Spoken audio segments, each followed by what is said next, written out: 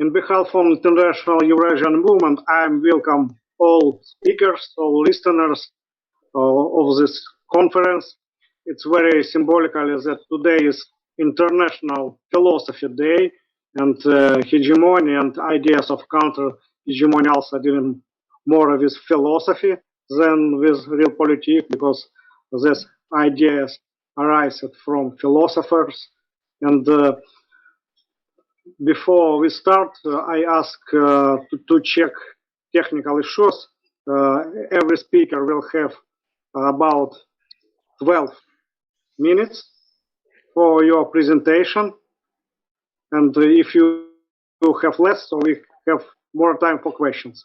But 12 minutes, it's our normal time schedule. And first speaker, we have Professor Alexander Dugin from Russia. Professor? I greet all participants of this conference about hegemony. I'm a philosopher, so it is my day, my personal day, Philadelphia philosophy. So I would like to say some words about the concept of counter-hegemony developed by Antonio Gramsci.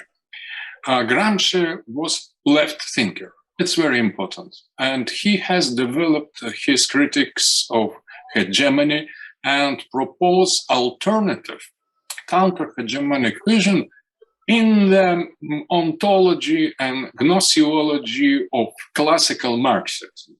I agree that Gramsci has developed Marxism and the line and the orientation of to understand better the experience of Russian Revolution. So he has embedded Leninism, an active transformation of the society with small elite, revolutionary elite, when the conditions were not ready to full-scale classical Marxist industrial proletarian revolution, but a revolution has happened. And Gramsci has put inside of his vision this experience, historical experience, and gave him very interesting theoretical explanation. I think Gramsci was much more correct than Soviet Marxists. So Soviet Marxists have done this revolution, but they didn't explain it well. And Gramsci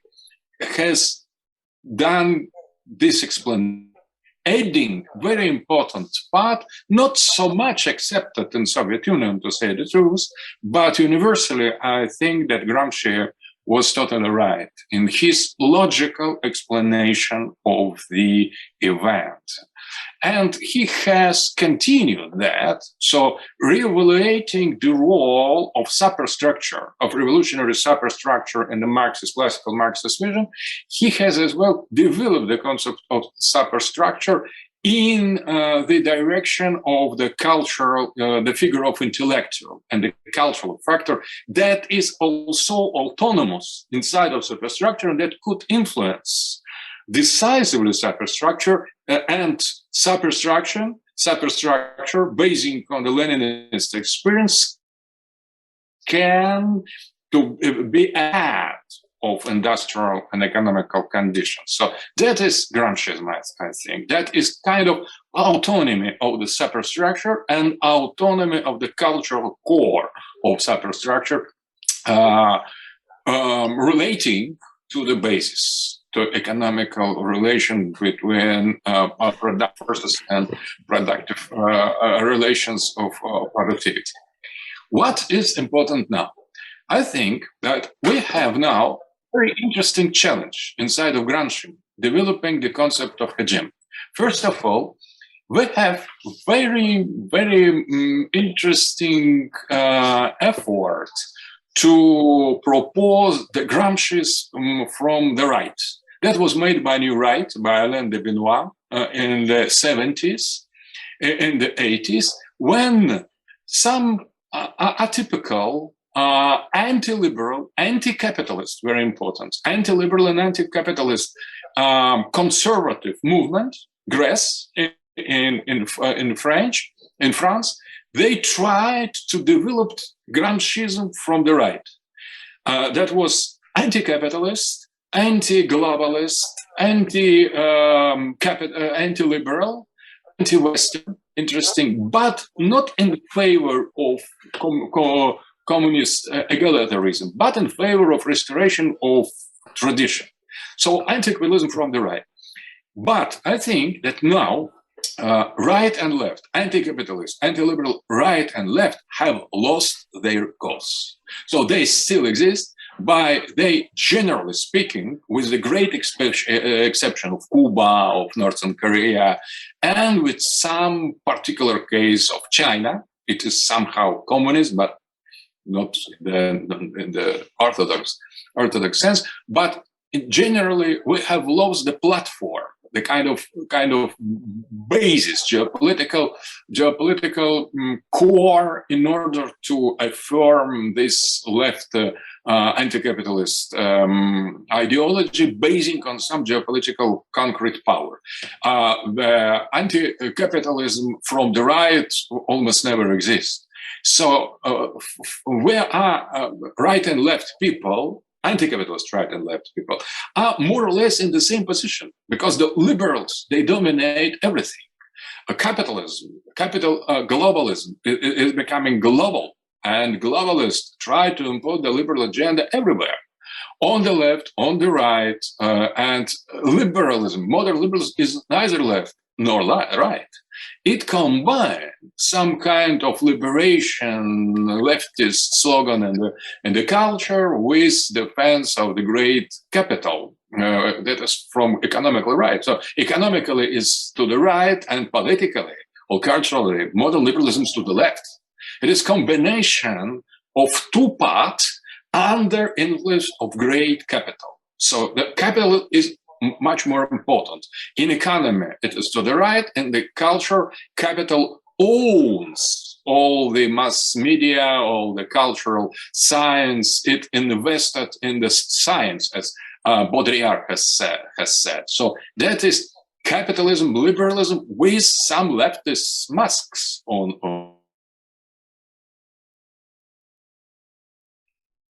But what is important? Important is that now neither left counter-hegemony, neither left Gramscism, nor right Gramscism are not enough.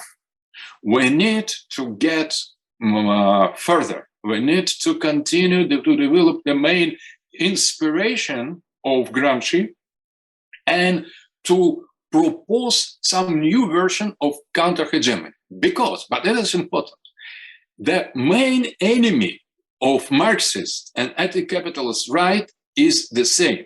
And that is still there. And that is still here. The capitalism didn't vanish, didn't disappear from the historical horizon. It is here.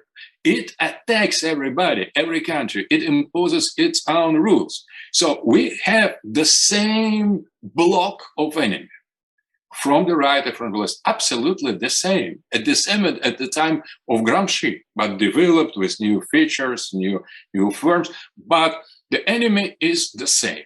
So hegemony and historical pact that intellectuals make with this hegemony is the same. We could consider this Bernard-Henri Lévy, these liberal intellectuals through all the world. They say exactly the same thing. They are working for, they have sold their soul, their mind, their freedom for the cause of capital.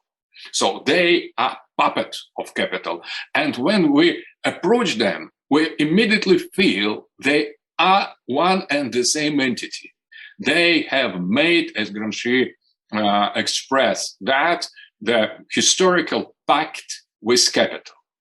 And he has proposed to found counter-hegemony to create the historical pact of the free intellectuals from the cultural aspect of superstructure with the labor, with the work. That's nice, but it is not enough. So we need, I think, to sum to join the cause of work and worker class and the cause of the labor with the cause of the people, the cause of the identity, the cause of the classical traditional culture of different people and different continent, different civilization. Because labor, working class, and cultural identity today are under direct attack of the capital. So we need to create integral, neither left nor right vision of counter-hegemony. So the territory of counter-hegemony should be considered in the same degree outside of the left and right, exactly or symmetrically as the liberals, modern liberals, are outside of the left and right. So why it is absolutely needed, I think, because now in present situation, hegemony uses right and left in order to control them, in order to manipulate them, in order to put them against each other. So the main left is under direct and the full control of the liberal, and working through a centrist liberal, they manipulate left. The same with the right, because far right or extreme right are just the fringe of the system, of the capitalist system, and the main tendencies on the right spectrum of the society are as well under full control of the system. And system insists, the capital insists that right and left fight each other in order to keep them under control. So when we speak with left people, they say, "Oh, we would not like to make any common struggle with right. We will fight you rather than liberals." The same far right says the same. So we don't need your Marxist, your communist, atheist, materialist. We will fight you instead of attack the liberal system. That is a real danger for both. So do we want it or do we want not? But these anti-liberal, counter-hegemonical, neither left nor right alliance is necessary. So that is my introduction, philosophical introduction to our conference. Thank you for your attention. Now, dear participants, you can ask the questions if you have. Okay, let's go further, maybe later. Okay, thank you, Alexander Gilevich. Was there a question? No. Okay, now I want to give a floor to Leonid Savin. He will present us the hegemony under lens of different theories. Yes, today we talk about counter-hegemony, but I think we need to represent different point of view on hegemony itself. And we find the first mention of the hegemony in the works of ancient Greek historian and Peloponnesian War veteran Thucydides, who described the regional rivalry between Athens and Sparta. Professor Dugin already presented ideas of Antonio Gramsci, so I will not to focus on his ideas. Similar, but less famous, of hegemony was proposed by German philosopher Heinrich Trippel, who devoted one of his works to the subject of hegemony. And Trippel believed hegemony to be a form of power situated on the mezzanine level of the continuum between simple influence and dominance. Unlike dominance, hegemony does not resort to coercion, but it's rather a form of power constructed on tameness, the higher degree of self-restraint on the part of hegemon. Triple believed hegemony to be a particular kind of leadership, but he emphasized that in international relations, what is important for us, allegiance to a hegemon is not based on a joyous devotion, as in the field of social relations, but rather on the calculations of weaker states and the recognition of their own weakness. Also of interest are Triple's reflections on types of hegemony, which he distinguishes as allogenic, endogenous, and heterogeneous. Heterogeneous hegemony is always more difficult than endogenous hegemony, especially if heterogeneity is matched with national and religious allogenesis. For example, Austrian hegemony in Italy was perceived as foreign domination, and when Italian national feelings had developed, its fate was sealed. Meanwhile, Austrian hegemony in Germany was extremely adversely affected by the fact that the German element in the Habsburg Empire increasingly took a backseat to other ethnic groups, to the point that Austria was considered to be only a semi-German state. And in addition, Triple spoke of egoistic and altruistic hegemony, and pointed out that both motives are usually mixed, thus rendering cases in which one is completely absent rare. Thus, the only question is come to the fore. In blocks consisting of two states under pluralistic hegemony, egoistic or egocentric motives are predominant. In federated hegemons, egoism and altruism are approximately balanced so that the community can work not only on itself but on everyone. However, the altruism of the hegemon never reaches the point of sacrificing itself. Under no circumstances does a state commit to such. Overall, Gramsci and Triple are united by the fact that both authors emphasized values, methods of persuasion, and cultural influence in the broadest sense of the word, decisions on the part of hegemonic actors. Another scholar, William Robertson, has pointed to four types of hegemony in the context of historical evolution and the global capitalist system. First, hegemony, international domination, which is tied to the realist school. Second, state hegemony, which relates to interstate relations and the power of core states.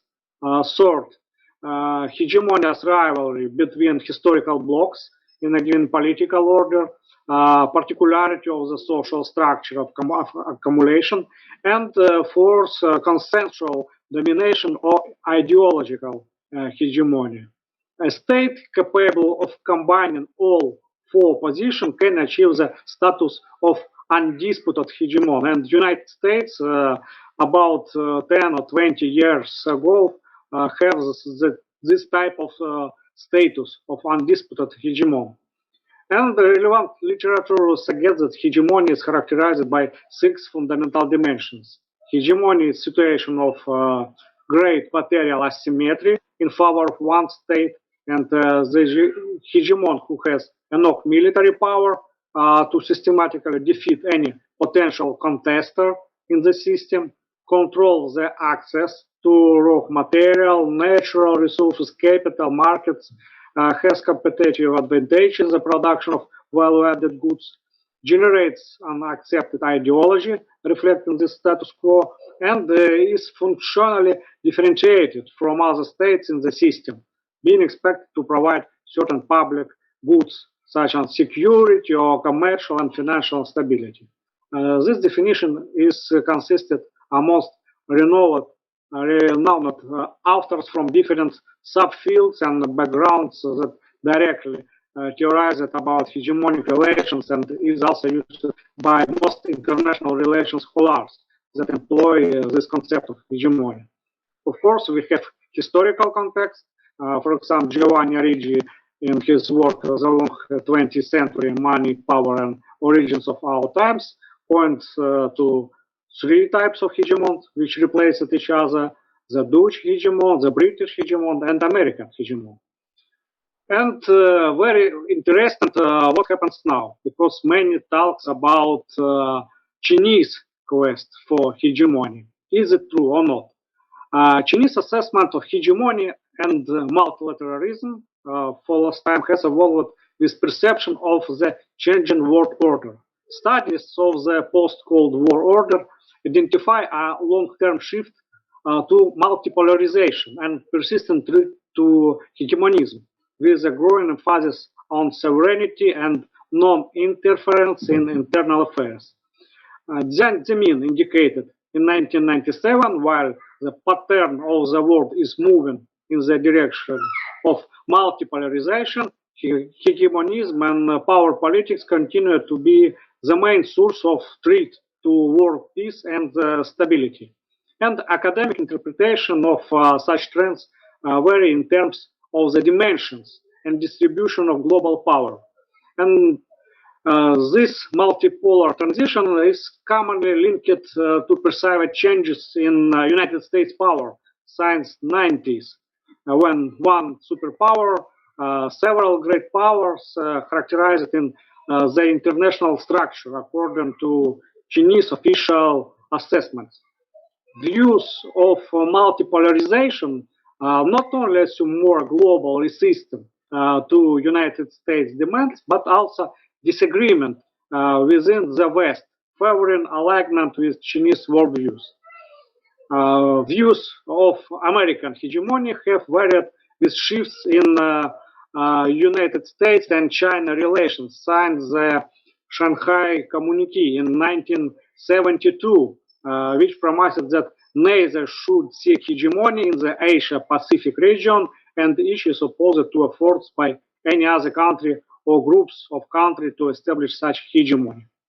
While Chinese concerns in the 90s centered on external threats to Taiwan, domestic political stability, ethnic minority regions, the scope of contention now extends to economic and technological competition.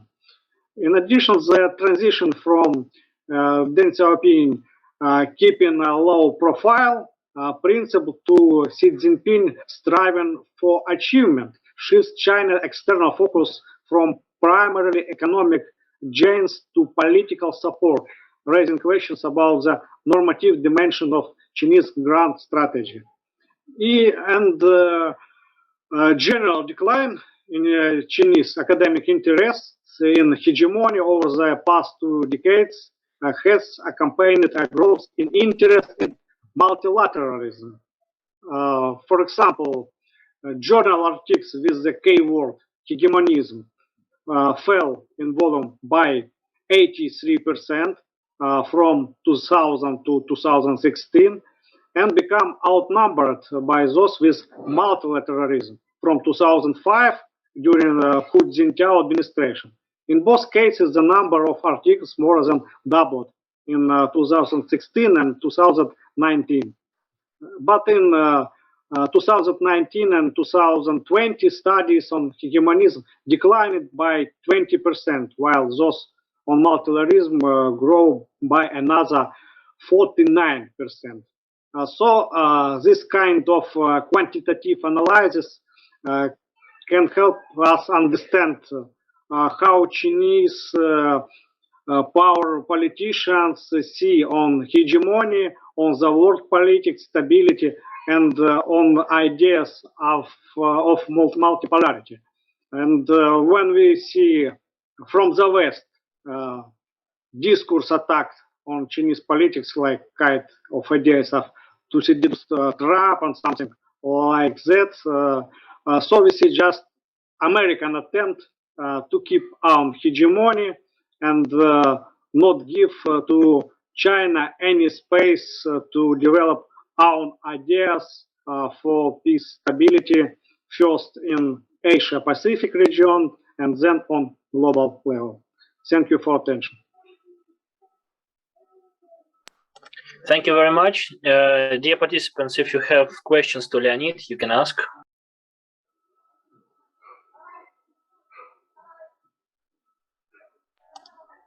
Okay, no questions. Then I want to introduce Spiros Marketas, if I'm not mistaken. And you right and you left answer to failing liberalism. Please, if you are here, you're welcome. Hello to the distinguished scientists and all the public that follows the Congress today. I would want to present in my lecture it will be just a part of the text that I sent to the Congress. So my analysis will connect the rising counter-hegemonic tendencies in Europe to the dilemmas ahead after the social and political shock of 2020. And I start from the obvious point that the COVID pandemic and the concomitant economic and social effects precipitated what can be called the pandemic crisis, rising many interdependent aspects that have also taken a life of their own. This pandemic crisis is being managed most actively by states, a role for which some were better prepared than others. Differing political choices put states on different trajectories, with the result that international tensions now worsen, as well as internal tensions inside each state, thus stretching internal and external systems.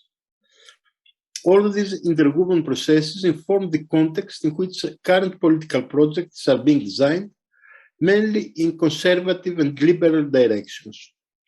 The geopolitical impact in the relations among the principal poles of the international system, that is the European Union, Russia, and China, and the USA, enhances counter-hegemonic efforts. So, if we want to see the context of the pandemic crisis, the political context, we will see the resurgence of the European right, which was reflected notably at the 2019 European Parliament elections, and also in its successful criticism of the anti-COVID state policies.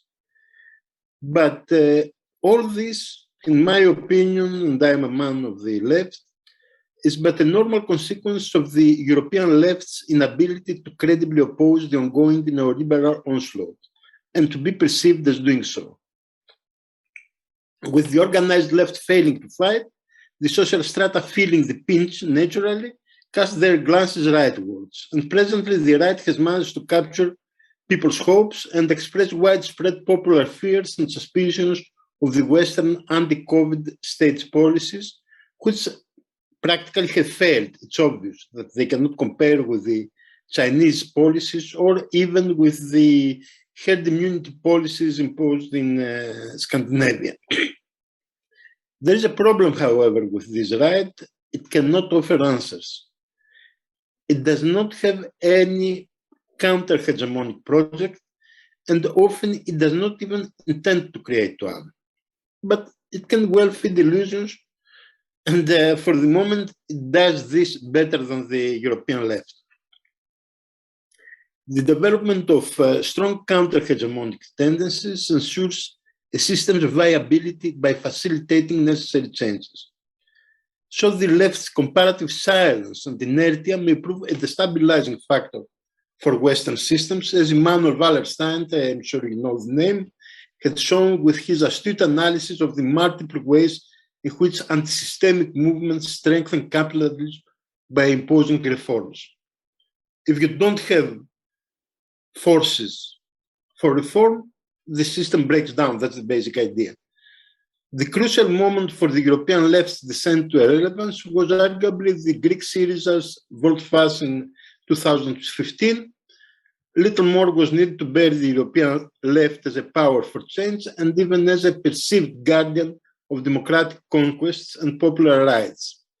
The distraction of left at that moment gave the political space to the ruling extreme right in my opinion. What is being called the extreme center is actually the extreme right, in my eyes. And after 2015, in which Syriza succumbed to the European Union, the Troika, we had the rise of Podemos in Spain that was immediately stalled, and soon the initiative passed to Salvini of the Italian right and others. But the general picture is that right-wing formations today are often more vocal in support of threatened rights and freedoms than the left. This is a historical anomaly, we must say.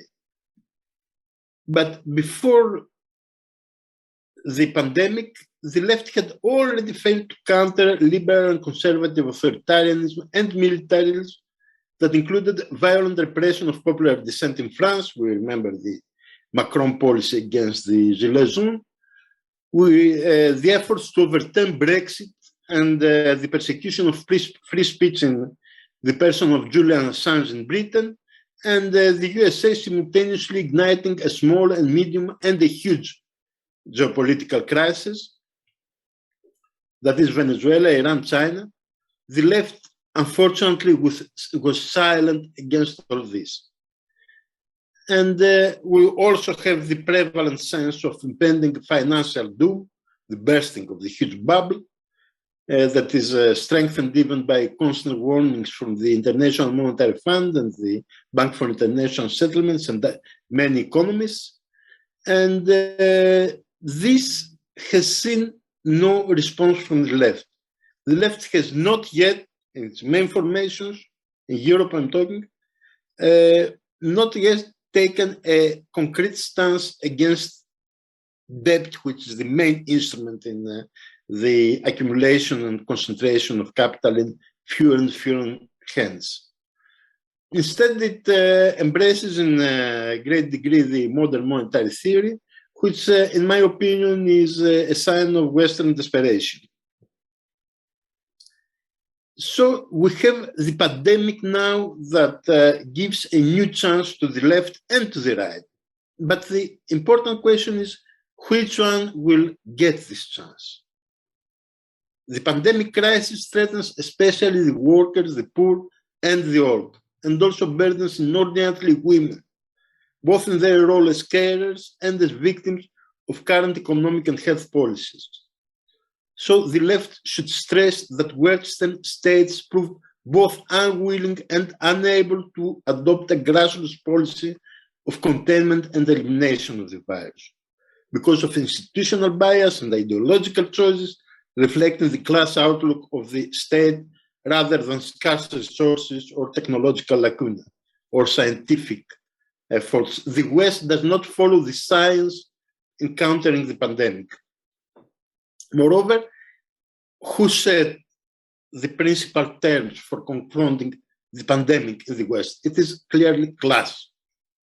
Class, often masking itself under the guise of so-called objective reality or practical responses to an emergency, and also geography, proving that globalization is a hello slogan now.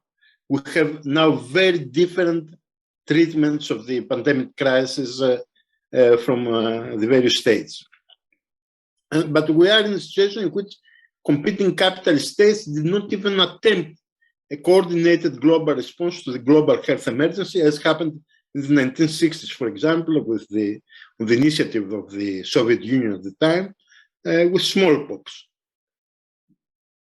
So the Western states responded made with lockdowns, restrictions, and competition for scarce medical resources.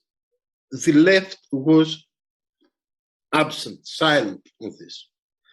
And they still manage the crisis, the Western states, separately by mobilizing their own economy and institutions according to their particular history, class structures, and all the similar.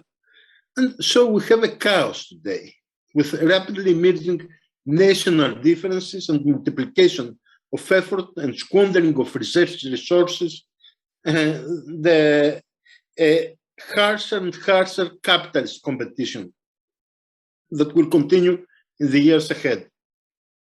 Substantial scientific collaboration with regular or even mandatory exchange of data and test results shines through its absence today.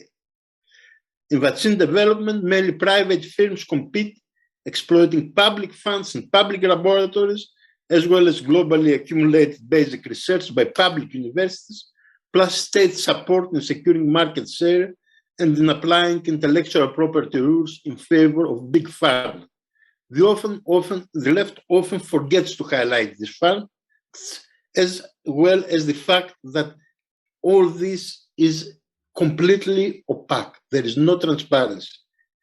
Today, we had the news that the American CDC asks the court to postpone until 2076 the publication of the data submitted by Pfizer for the regularization of their so-called vaccine. So we have a policy in which states ask people to take experimental gene therapies, in my opinion, without any transparency at all. This creates a huge crisis, a huge democratic deficit, and the left, unfortunately, does not respond to this. The right has been much more active in this, and I consider this with great sadness. We have some mass movements, but they have not been enough. In France, they have been repressed with particular cruelty.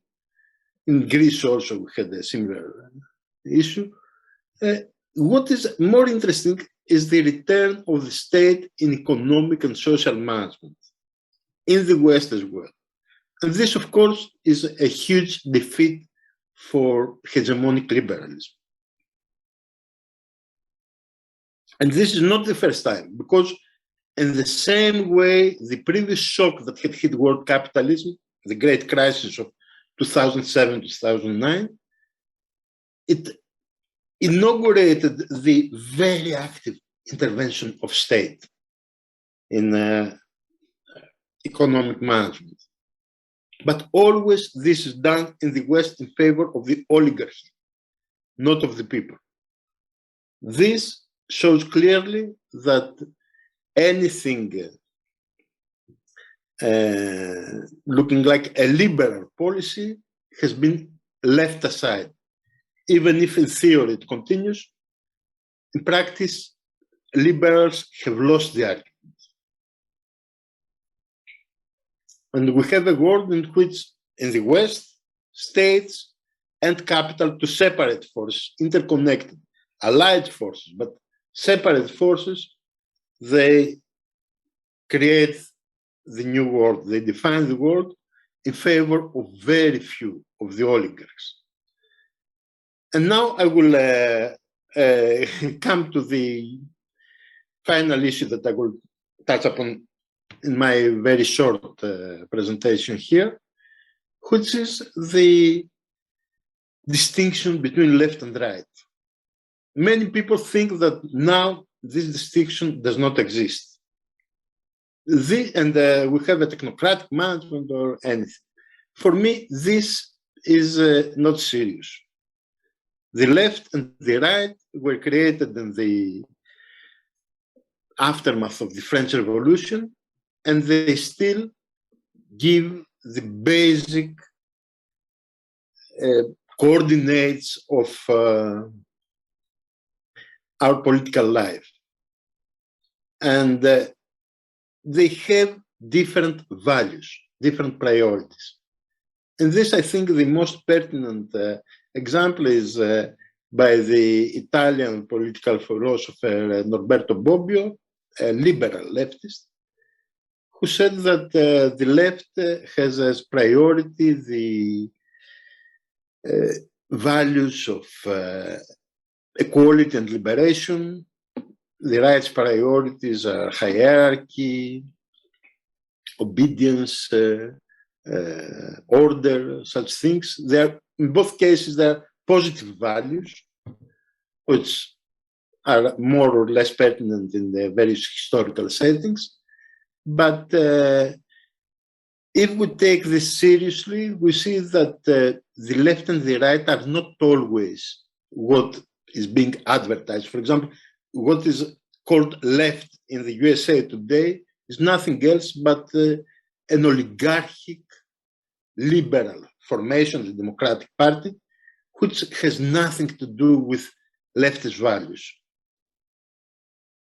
And what is being called as a right in the United States very often has taken traditional leftist issues. I Okay, believe DSP. yes, I finished my time. Okay, I just want to add that if we see, just 1 minute, please. Left and right means that the left is for transfer of power and resources for the few to the many, the rich to the poor, the strong to the weak. The right has the opposite priorities. Extreme left and extreme rights are those who try to do this in a very concrete and quick fashion and systematic fashion. If we take this way of seeing things, then we can very well see that the actual policy following today in Europe is the extreme right policy, and what is being usually called extreme right is simply the old traditional right. And this is why what is called a right, extreme right, often finds common ground with what is called extreme left. Thank you. Thank you very much. We should proceed to the next speaker. I want to give the floor to Marco Ghisetti, if I spell the name correctly. The Island and the Continent, a neoclassical approach to counter-hegemony. Please, you're welcome. Hello, everyone. Thank you for being here, and thank you for giving me the possibility of talking to this conference. In my speech, I would like to provide a neoclassical understanding to counter-hegemony and hegemony. And by neoclassical, I'm talking about the classic geopolitics. That is the way the classic author of contemporary geopolitics have understood the struggle for power, and because the way they understood that allows us to grasp the modern condition upon which the counter-hegemonic struggle develops itself. And so, first of all, it is important to understand, as French geographer Yves Lacoste said, that geopolitics is first of all a discipline that studies the way a political actor is influenced by the geographic factor, but also the way the political actor influences geography. And very importantly, it studies the way the political actor interprets the space it's surrounded by. That's why the way an actor approaches the world and understands the spaces of the world influences his action. In particular, the classic authors of modern geopolitics, such as one of them, such as, for example, Carl Schmitt, noted how in the 15th century, England took a spatial revolution, that it turned into an island. That is, it cut off, so to say, the umbilical cord that tied it to the continent, and became a fish, so to say. It became the center of an elementary shift from the mainland to the high sea, and it becomes heir to all the maritime energies that were unlashed. It became, in other words, an island in a new and hitherto unknown sense. By doing so, the England in the 15th century became an island detached from the continent. England valorized, enforced its insularity toward the continent, and it became a sea power. That is, it built a transoceanic empire where England as the mainland were the center of this empire. This transformation was also confirmed by many others continental authors, many other German authors of the classical geopolitics, such as Johann von Leers and Karl Haushofer, who saw England as an island whose interest was threefold: maintain the sea power, maintain the European continent, which is bigger than the England divided, and keep its superiority on sea. This was for the Columbian War. During the Columbian period, that is the period that goes from the 15th century to the 20th century, England was the hegemon and was a sea hegemon because it was the strongest actor in all the world. The world was basically European. There was mainly only a single center of power, and the continent that was bigger than England was divided by England played the European powers once against each other in order to protect its hegemony and prevent the continental unification. This is also confirmed by many other English authors, such as Halford Mackinder, who's usually considered as the father of contemporary geopolitics. So what happens at the beginning of last century? At the beginning of the last century, the world moved from being a Columbian period to a post-Columbian, to a Columbian world order to a post-Columbian one. That is, the land, the continent became superior to the power of the sea, because if thanks to the creation of railways throughout Europe and Eurasia, it enabled a continental power to build and maintain a huge empire that could eventually create a huge fleet and defeat the island, defeat England. The power of the land became superior to the sea, to the power of the sea. The continent, that is the Mackinders World Island, became stronger than the little island of England, and therefore the sea power, the power that valorized its insularity toward the continent, needed to keep the continent divided, prevent a continental unification. In the post-Columbian world order, England became too little to maintain its transoceanic empire. The new island in the post-Columbian world order, which is the world order where we are currently living in, has become the United States. The United States, thanks to the work of the Admiral Alfred Tyerman, valorized its insularity. It became the real island. It took for itself the transoceanic empire that was built by England. Then, thanks to the work of Isaiah Bowman, it tied its sea power to the financial and commercial power, and eventually, with Nicholas Spikeman during the Second World War, it turned into the real hegemon of the post-Columbian world order.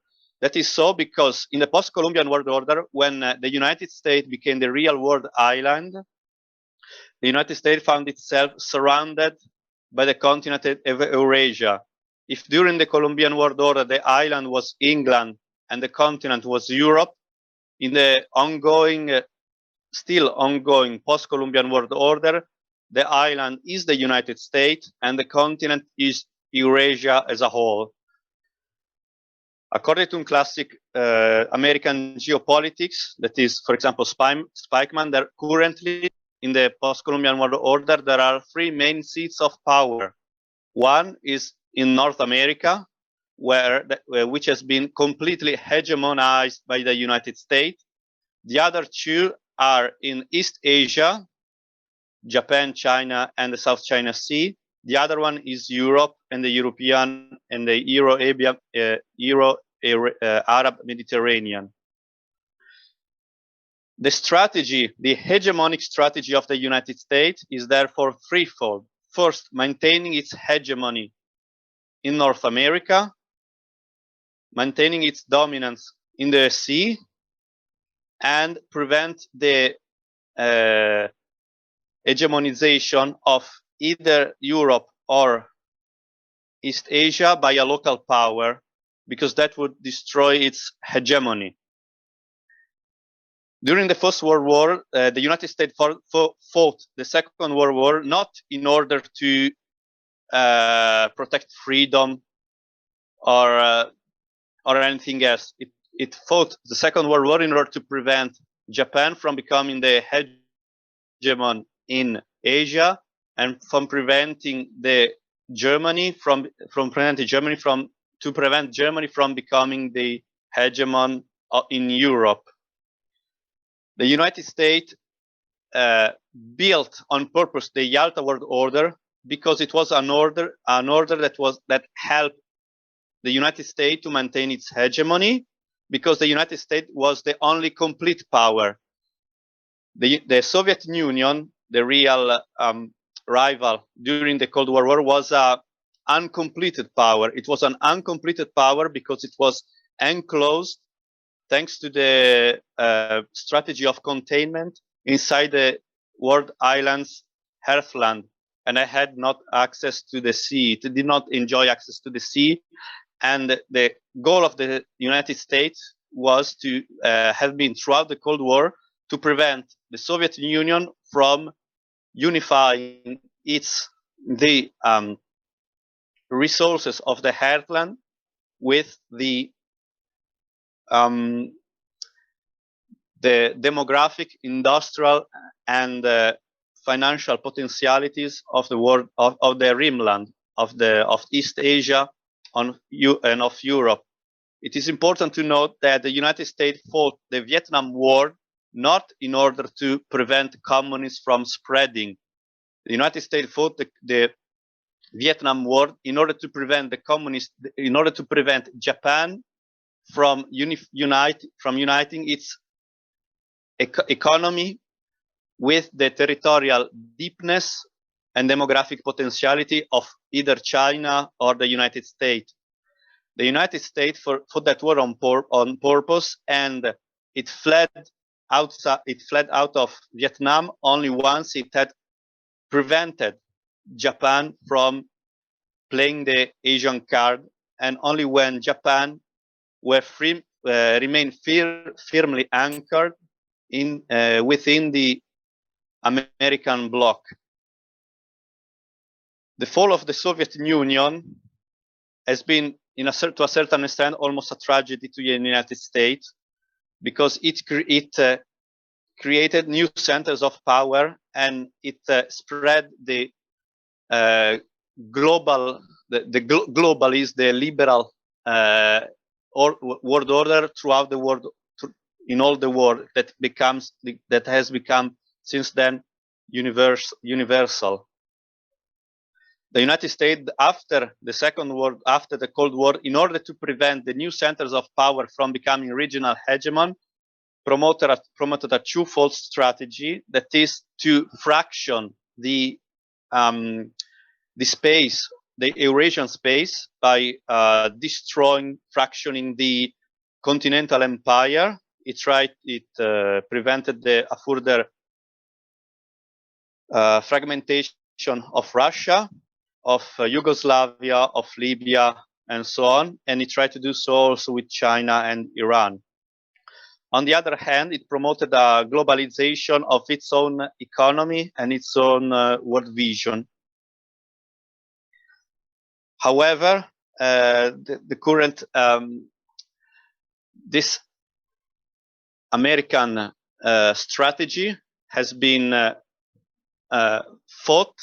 has triggered a reaction, a counter-hegemonic struggle of integration. Now there are mainly three different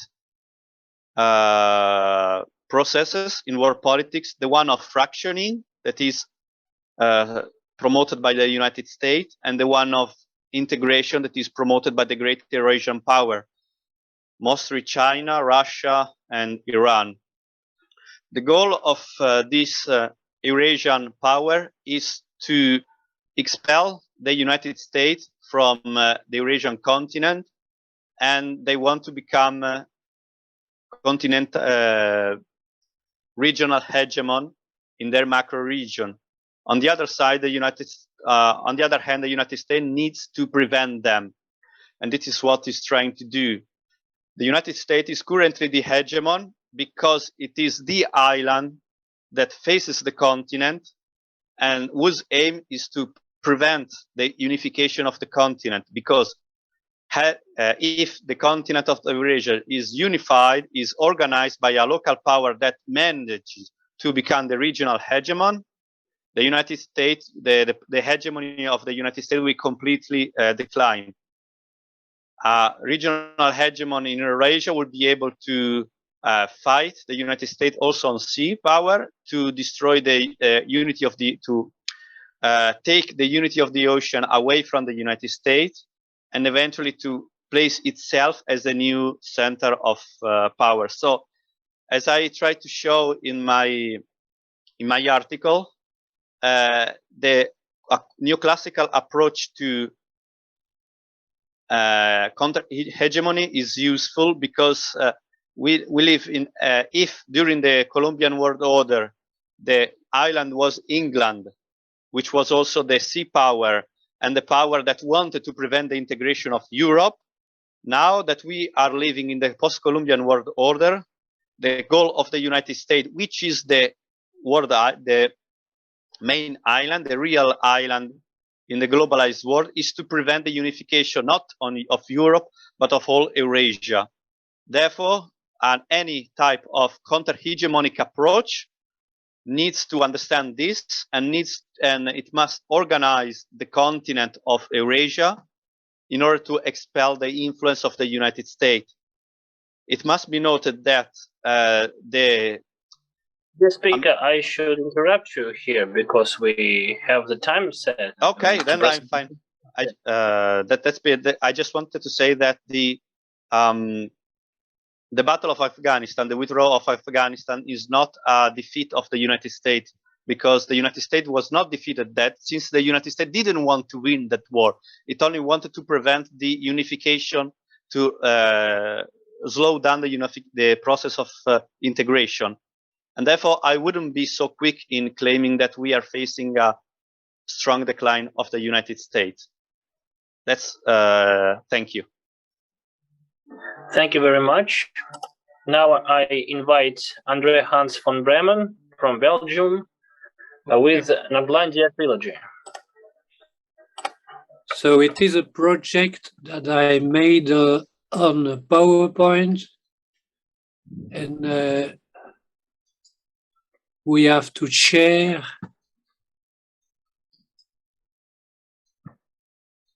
the co-host has casqué to start my video.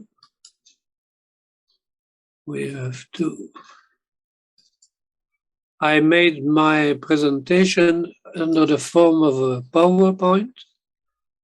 What I will present you is a project concerning Northern Europe, based on local history and local culture.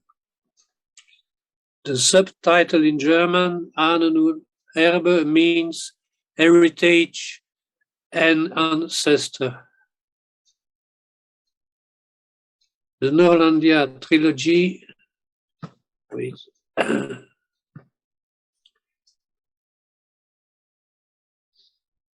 It's a way for a reconquista. It's referred to the Spanish reconquista, but in this case, of the Hanseatic North Europea from Bruges to Novgorod, and I will explain why now. First, I will introduce myself, then what are my influences, and then what is my social and cultural holistic Norlandia trilogy. Myself, I'm Flemish, born in 1945, so I'm now 76. A long time ago, I made my military duty in a minesweeping school in Flanders. Like a lot of people of my generation, we were obliged to study in French, and I became very early a follower of the French New Right. On the other hand, you must know that one of the motto of the New Right was searching the right, struggling for the right to be different. But of course, Flanders is only 6 million people, so I searched for a wider environment to place my Kulturkampf, and I found it in the spirit of the Hanseatic League. The Hanseatic League has been active in whole Northern Europe from Bruges to Novgorod from 12th to 17th century. But more interesting for me was that in 1980, a group of old Hanseatic Dutch of Netherlands decided to restart the spirit. And there are now about nearly 200 cities, again from Bruges to Novgorod, that are exchanging culture, travels, and opinions. My brother was a left bourgeois communist, comedian, theater actor, so it vaccinated me very early against communism by seeing his private life. I have personally been elected in a Flemish separatist party, of course classified as extreme right if you are not agree with the system. By the way, the 3 cousins of my mother were named Achille, Virgile, and Ulysse. And maybe it influences me because I resigned from Catholic Church. I prefer to think as Spinoza that God is simply the nature. Nevertheless, I believe in a way in the need of rooted social and cultural traditions. Here are my influences. The old German Kulturkampf from Bismarck, free from Rome. The second influence was the new Dutch-born revival of the Hanseatic League. And the third very important influence for me was a follower of the French New Right, called at this moment GRIS, Group for Research of and Study of European Civilization, referring to Gramscism. It's an Italian thinker. He was communist. He was trying to convince Stalin to attack by culture, but it didn't succeed. But on the other hand, since World War II, left hand in hand with capitalists succeed very well to attack by culture. influenced by the success of Japanese trilogy Sokagakai Nichiren Buddhism Komeito Party, I created the Norlandia trilogy, meaning historical roots with a pro-Hanseatic renaissance that is already existing. I see it, to use the language of a computer, I see the new Hanseatic League as a sort of motherboard where we could implement our ideas and having by this method directly a wider spreading of our idea. Each area and philosophy needs also an economic vision, and I found it in what is named the Rhineland model. I will explain it later. And then the third part of the trilogy is culture with the solar tradition. In Northern Europe, at the end of the week, most of the language refer to the sun and not to an Israeli anarchist who claimed to be the son of God, of course. The Hanseatic League, first part, in the past, and its actual renaissance in 1980 in the Netherlands. Then here we have here a 5-minute video explaining the evolution from the Vikings to the Hanseatic League and the link that there is between two. Let's talk about what was the Hanseatic League. I got this question when I published my first video about Berlin, and I promised I would answer it in one of my future It's coming videos. from YouTube. Here we are 1 year later. So the Hanseatic League, in layman's terms, was a trade agreement of the Northern European Baltic trading cities. However, it's not that simple. To go all the way to the start of the Hanseatic League, we have to talk about the Vikings. And no, I'm not talking about the lovey-dovey Vikings that came to an area, saw women were beautiful, the land was prosperous, and decided to stay. No, I'm talking about the good old Vikings that raided and pillaged the cities and the trading of the Baltic and the Northern Seas. This, as you would imagine, made the northern trade routes very impoverished and insignificant for trade. However, the Viking raids stopped around the middle of the 11th century, and the trade in the northern Baltic seas started to pick up. With this increased wealth in the area, the first to take advantage of this were German merchants who started to migrate along the Baltic and northern seas, establishing small guilds and trading towns. Some of these trading towns still exist to this day, like this being Gotland, Riga in Latvia, or even Berlin. The formation of guilds during the 11th and 12th century was nothing new in Western Europe, as various guilds started to pop up all around medieval Europe. The guilds formed to protect the blacksmiths or jewelers or barrel makers by creating common markets through setting of minimum prices and certain production standards for the product the guild made.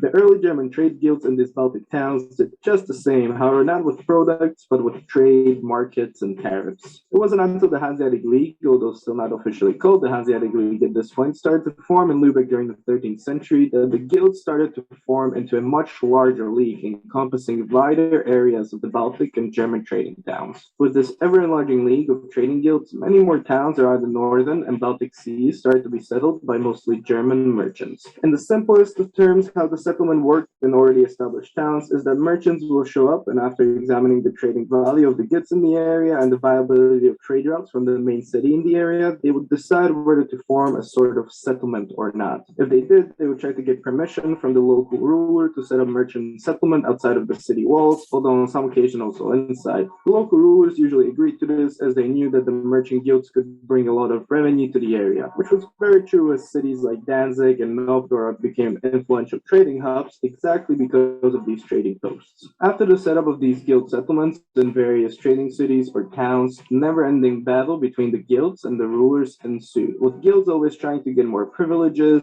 and lower taxes, and rulers always trying to resist it. This is one of the reasons why the Hanseatic League formed in the first place, is to protect and promote the privileges of guild merchants with the local rulers in the various trade posts and create a sort of early Schengen area of free trade for the merchant cities. The formation of the Hanseatic League itself is usually credited to the emergence of Lübeck as a trading hub for the outgoing and ingoing shipping in the Baltic Sea, and also its control of much of the fishing in the area. Later in the 13th century, Lübeck formed a partnership with first first Hamburg and then Cologne, Lunenburg, etc. And this league managed to get some very lucrative trading privileges in the HRE and also London. Even though we could call this league the Hanseatic League at this point, it wasn't technically officially called the Hanseatic League before the year 1356. The Hanseatic League during the next 3 centuries dominated the trade in Northern Europe, fighting numerous trade posts and inaugurating into its ranks many new towns, cities, merchants. The Hanseatic League charged taxes, levied armies, protected cities, and held meetings with all its members. To a certain extent, you could say it acted like its own country, formed by only trading posts and cities along the Northern and Baltic seas. All Hanseatic League merchants, whether living in Britain, Scandinavia, or Russia, abide by German laws and were largely exempt from many of the taxes set on the people in those areas. It is important to understand that the Hanseatic League, continuing into the 14th and 15th century, was a league of merchant guilds around Northern Europe, and even though the Hanseatic League was very much so unique, it still was just as any other trade league set up on very complicated trade agreements between each guild, trading hub, kingdom, duchy, HRE, free city, and way too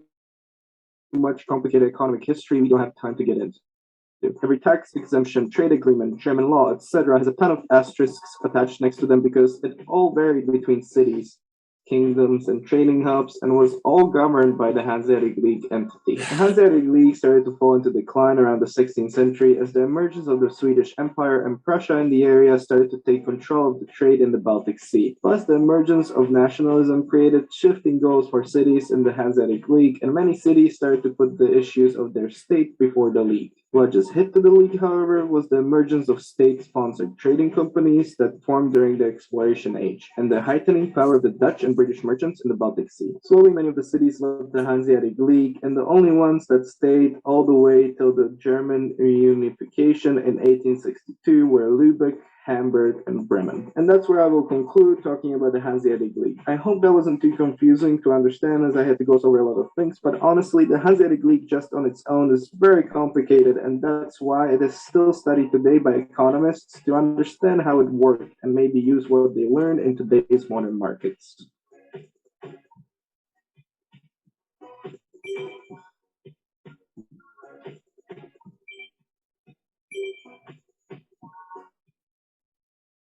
So this was the old Hanseatic League from 12th to 17th century, from Bruges to Novgorod.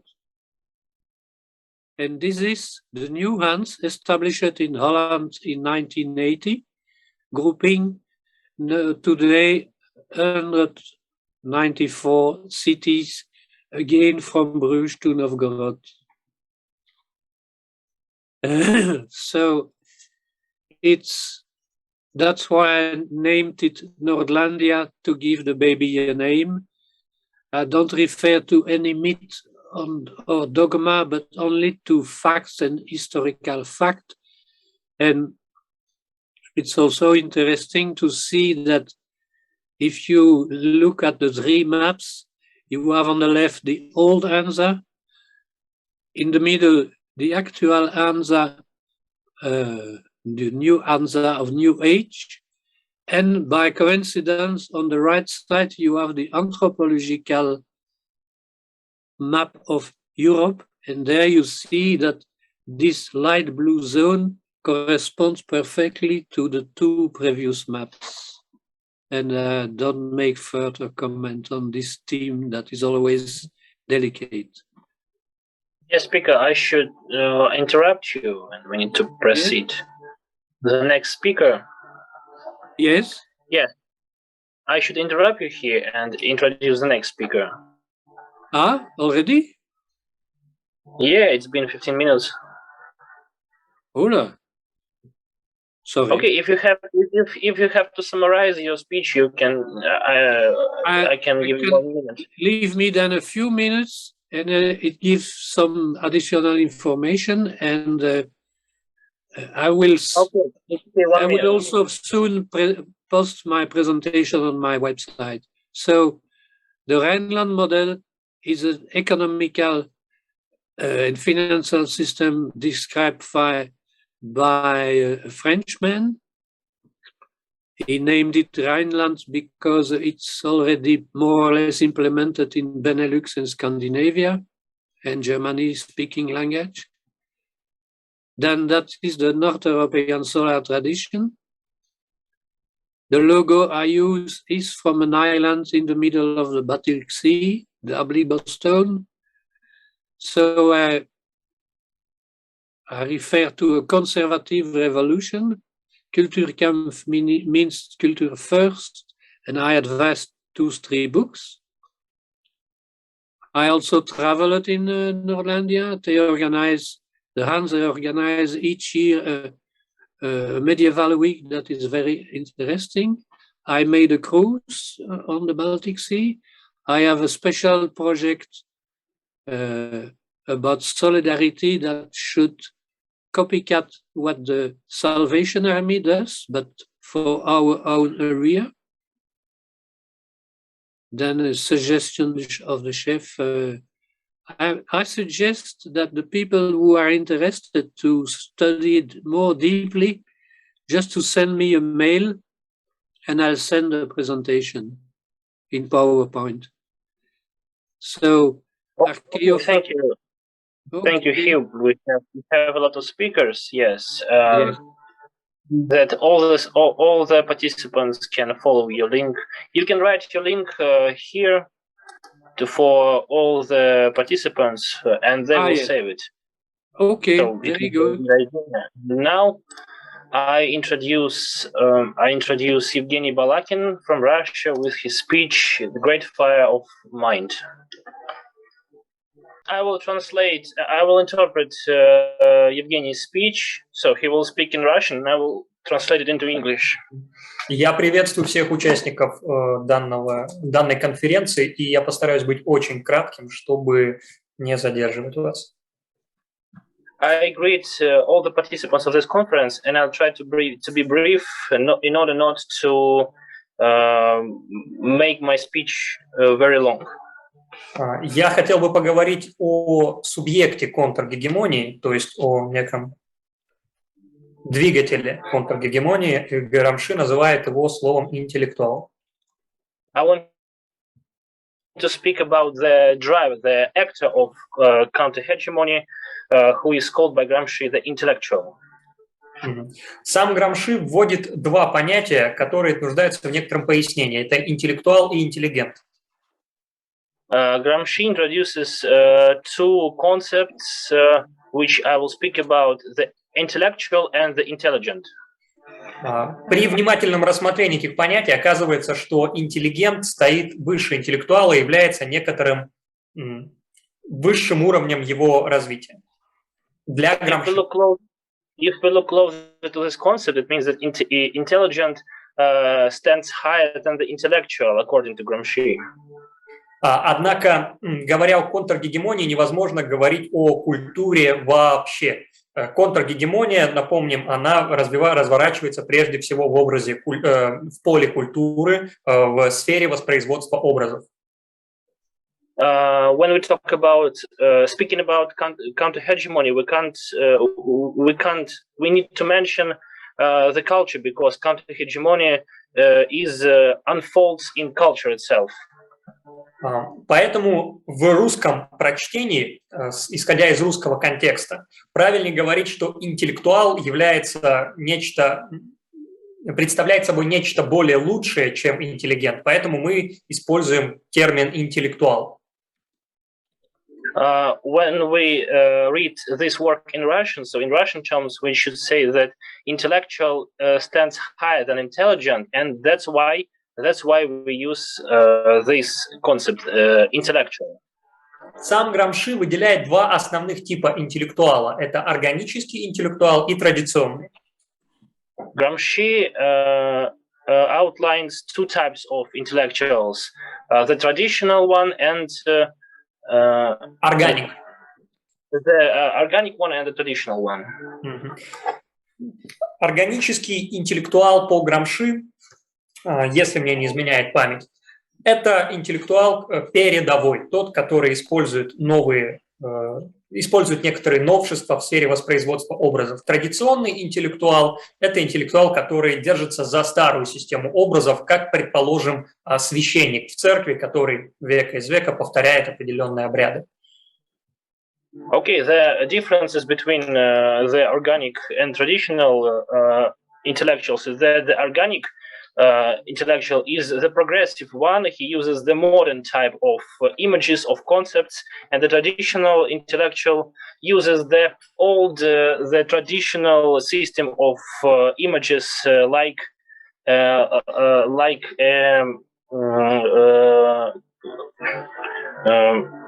like a minister in a church who speaks to the audience by the traditional church images, using the traditional church images. Развивая идеи Грамши, можно дополнить эту схему еще некоторым количеством разновидностей. Что мы сделаем в завершении? When we talk about the Gramsci's concepts at the end, we will. Can you repeat, please? Развивая данную схему, то есть уточняя понятие интеллектуал, можно внести дополнительные категории туда. Но это мы сделаем ближе к концу. When we advance this concept of intellectual by Gramsci, we can put some side categories into it, which we'll do at the end of the speech. Размышляя над природой интеллектуала, мы выделили несколько качеств, которые нам кажутся существенными для него. Considering about the intellectual, we can outline several categories, several qualities, which can be used when we talk about the intellectual. Первое качество, на котором стоит сделать акцент, это воображение. Поскольку интеллектуал работает в сфере воспроизводства образов, он обязан не только обладать развитым воображением, но и понимать его структуры. Okay, when we the first quality that we need to talk about is the imagination, because when intellectual first of all works with imagination, because he has to develop his images when he talks to people. Вторым важным качеством является воля, понимаемая как способность опереться на себя. Это соответствует тому, что Александр Дугин называет радикальной субъектностью, то есть возможность действовать, несмотря на отсутствие или наличие благоприятных обстоятельств. The second quality is the volition. This is what Alexander Dugin calls radical subjectivity. This is when the intellectual can act in any atmosphere possible without having any favorable things that can back him. Поскольку наше интеллектуальное развитие очень тесно связано с физическим, предполагается, что интеллектуал будущего будет физически развит, так же, как были развиты философы в Древней Греции. Примером здесь может служить Платон, который являлся борцом. We state that the intellectual development is closely related to the physical development. That's why we need to have the intellectual to be developed both in intellectual and physical way, like in ancient Greece. Platon was both developed in physical and intellectual way. Также предполагается, что интеллектуал будет черпать вдохновение из своей собственной традиции, поскольку мы не считаем возможным, что существует традиция общая для всех.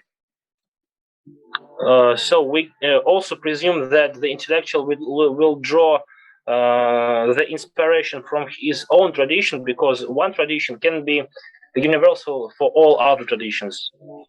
И, наконец, следует сказать, что главной почвой для интеллектуала, главным источником вдохновения будет являться его язык, и тем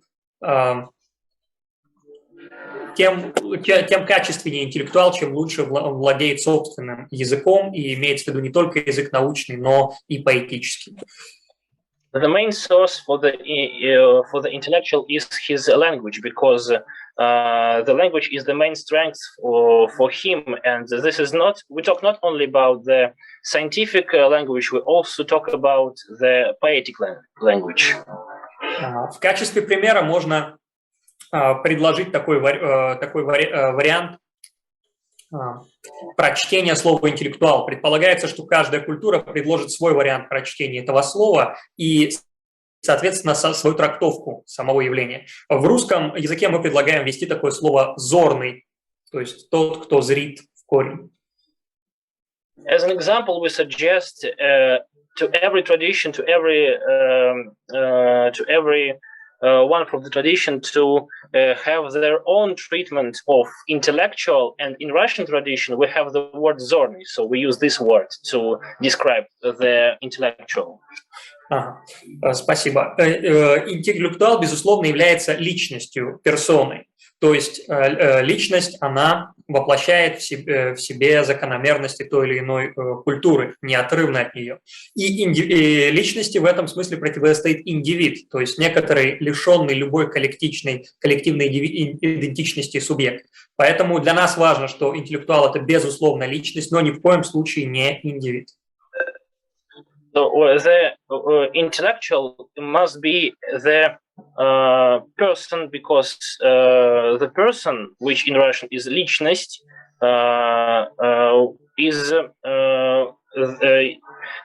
holds the patterns, the regularity of his own traditions, and that's why we use this word in order to put it against the word individuum. Individuum is not the person, so we must understand that. Продолжая эту мысль, мы хотели бы сказать, что, на наш взгляд, русский интеллектуал отличен от интеллектуала европейского. Его специфика состоит в том, что это интеллектуал общинный. Если проводить пример в культуре, у нас было такое явление, как могучая кучка, то есть некое творческое объединение, художественная артель. Именно так, на наш взгляд, мыслят русские, они мыслят коллективно. So we also need to know that the Russian intellectual is the intellectual of the society, общинный in Russian. So this the intellectual of community. So in order to illustrate that, we can recall the society of Russian artists, which was called Могучая кучка, the mighty group. So this is how the Russian intellectuals work and think in community. И в заключение хотелось бы назвать виды интеллектуалов, которыми мы хотим дополнить систему Грамши. In conclusion, we want to name the types of intellectual which we can add to the system that Gramsci created. Говоря об интеллектуалах, Грамши называет органических и традиционных интеллектуалов. Традиционных он понимает как некоторых реакционеров. Мы же хотим ввести такое понятие традиционалистский интеллектуал. То есть это интеллектуал, который отстаивает традиционные ценности, но не защищаясь, а наступая, захватывая новое пространство. When Gramsci writes about the traditional intellectual, he understands him as a reactionary intellectual. So we want to put another type of intellectual, which is called the traditionalist intellectual. The traditionalist intellectual does not just defeat; he also acts as he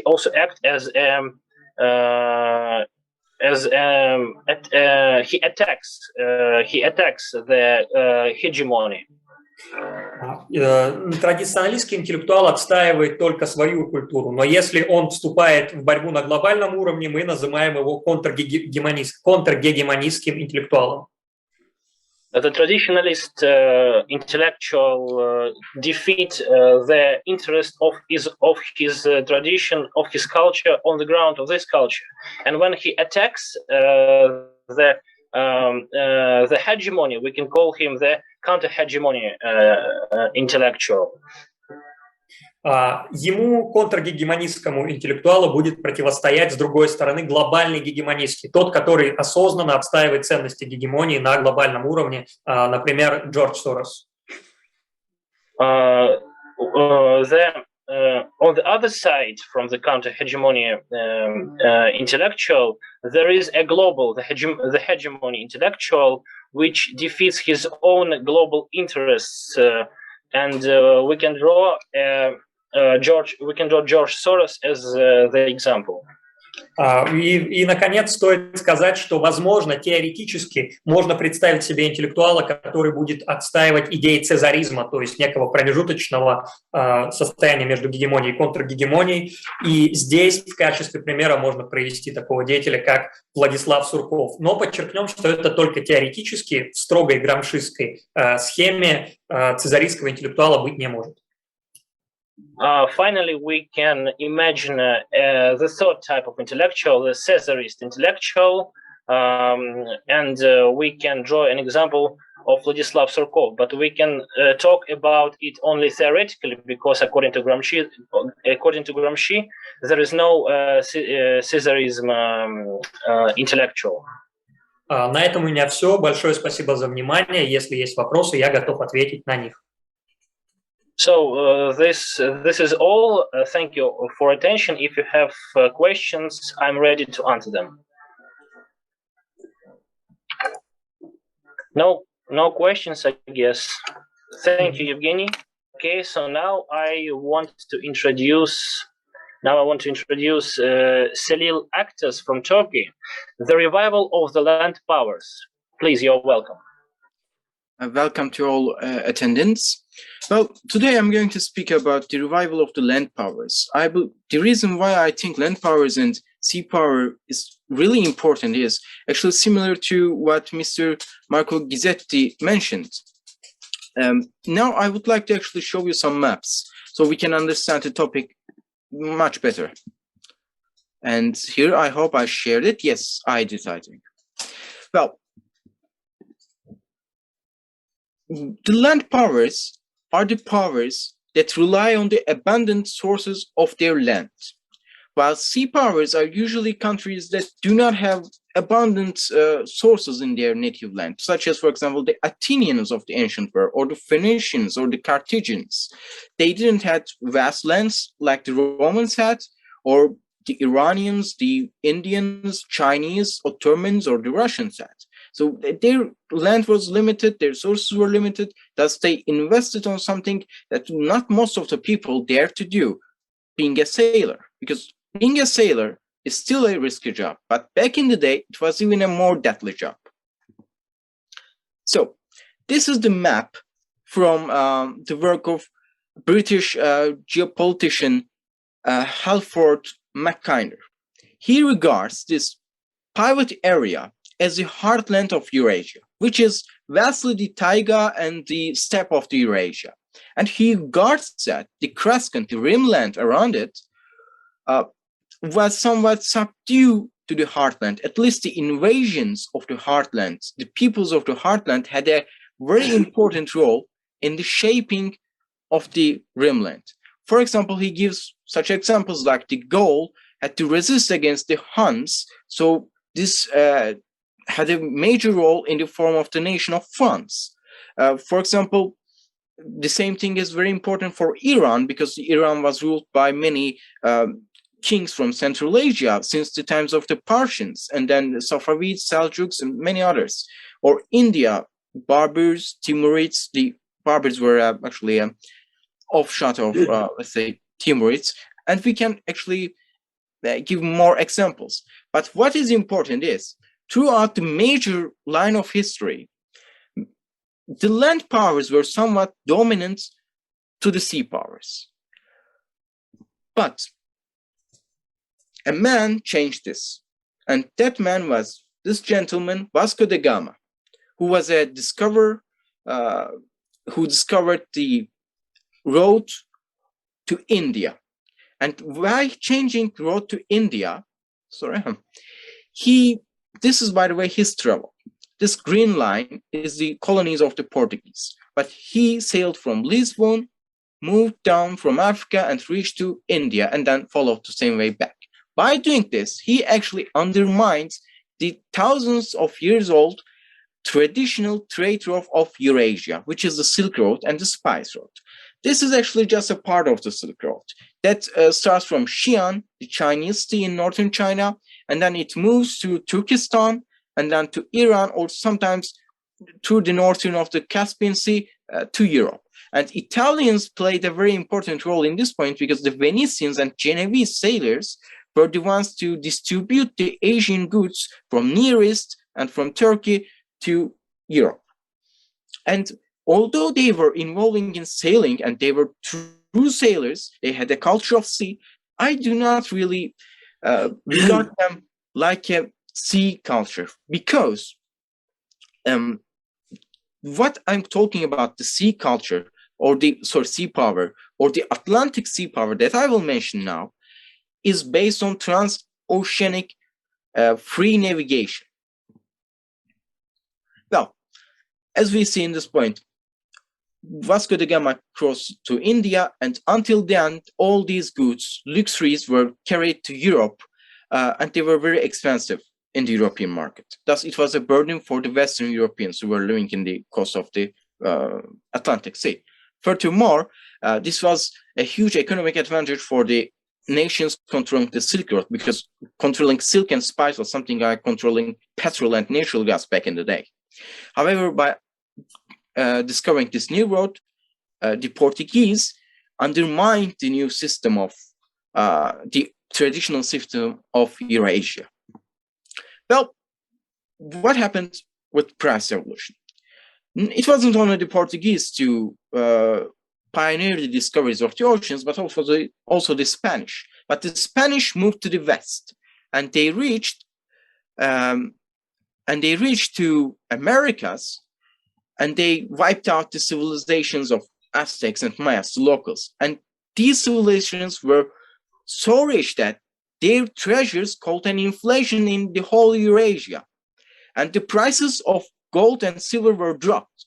Ottomans and Venice together protested this because they were the representatives of land culture in their region. But in the long run, a new system, a new mathematics surged, which first, I think, emerged in military, because these soldiers are not the typical soldiers of the land cultures like the Ottoman Sipahi or Japanese samurai or the European knights or the Druzhina members of a Russian knyaz. They are the new type of soldier. These are the Landesknecht from Germany. There were also tercios in Spain. And the common thing is they were using rifles, like this gentleman there had. I can't see him now, but yeah. And then they had pikes, and they were fighting with this. They didn't need lifelong loyalty or training as a samurai. They were paid and they were fighting. And this technological development also bring an end to the old traditional, not military, but also political order. Because the old system always had a three-pillar system. There were always usually a religious leader or a leader with religious background, like Ottoman sultans, the Chinese emperors who were believed to be the sons of the heaven, or the Pope in medieval Europe, because medieval Europe was not just a Catholic system, but an imperial system. And the top of the system was the Pope, his legitimacy, and everything can be questioned. But there was a tradition and an empire.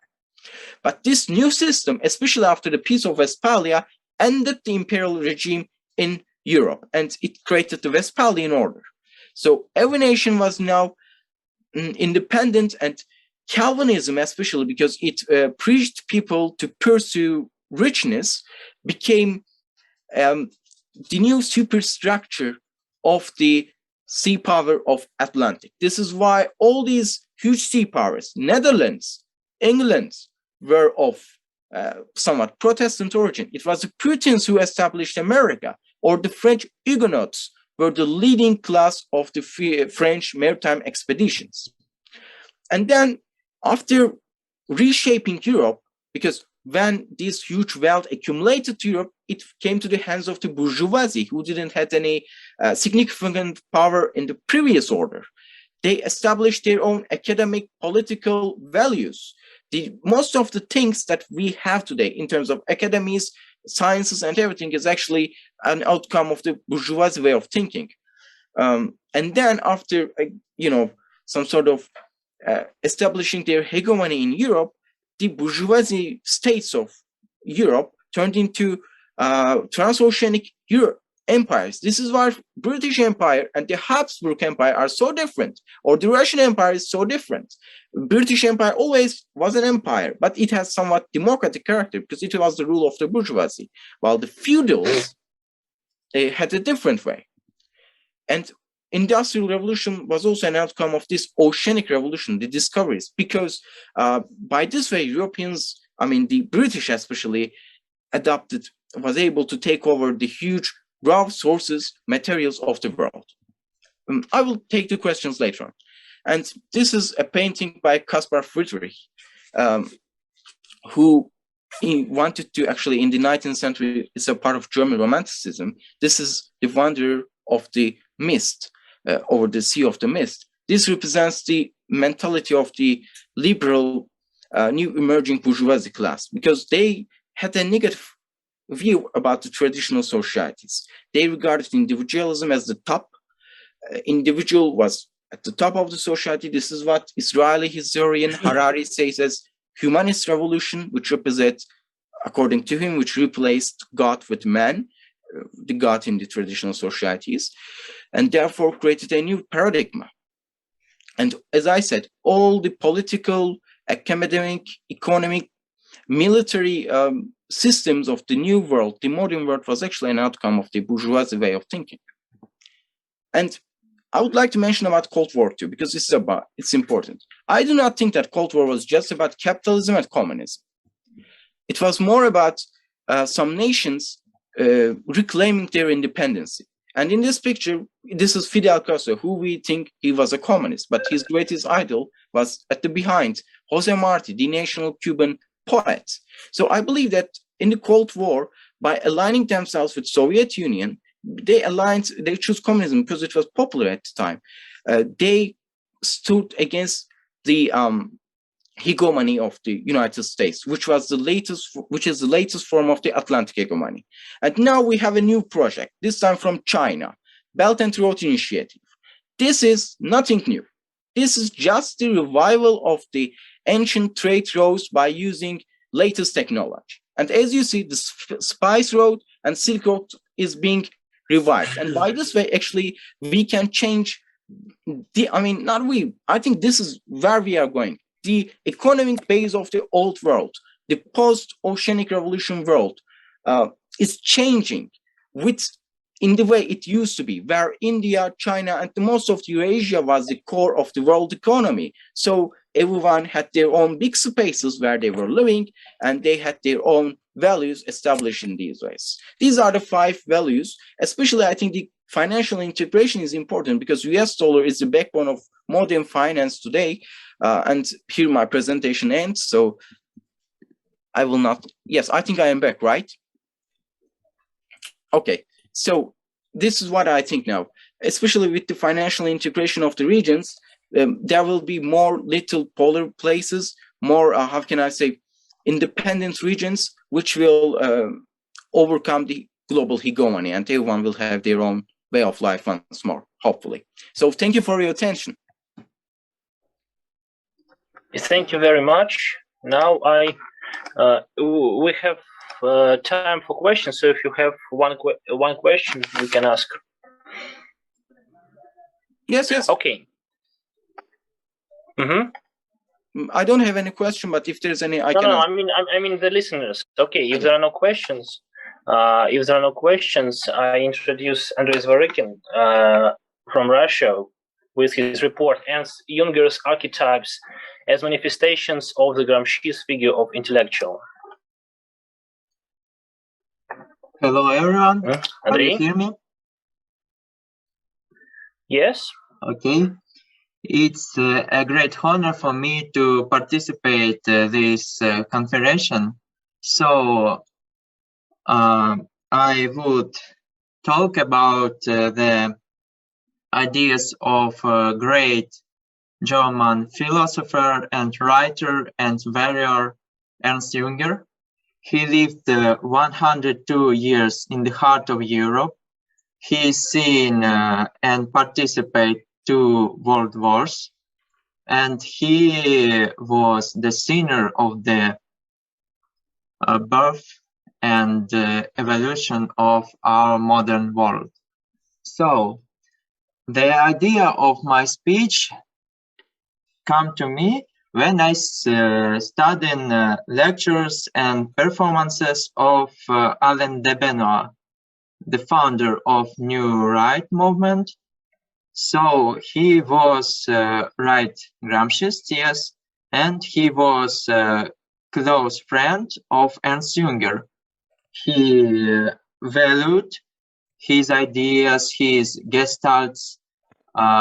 So I just thought that we can use the Gramscian methodology to the concepts of Ernst Jünger and see how his ideas such Gramsci ideas such as intellectual and hegemony will transform in the Jünger's ideology.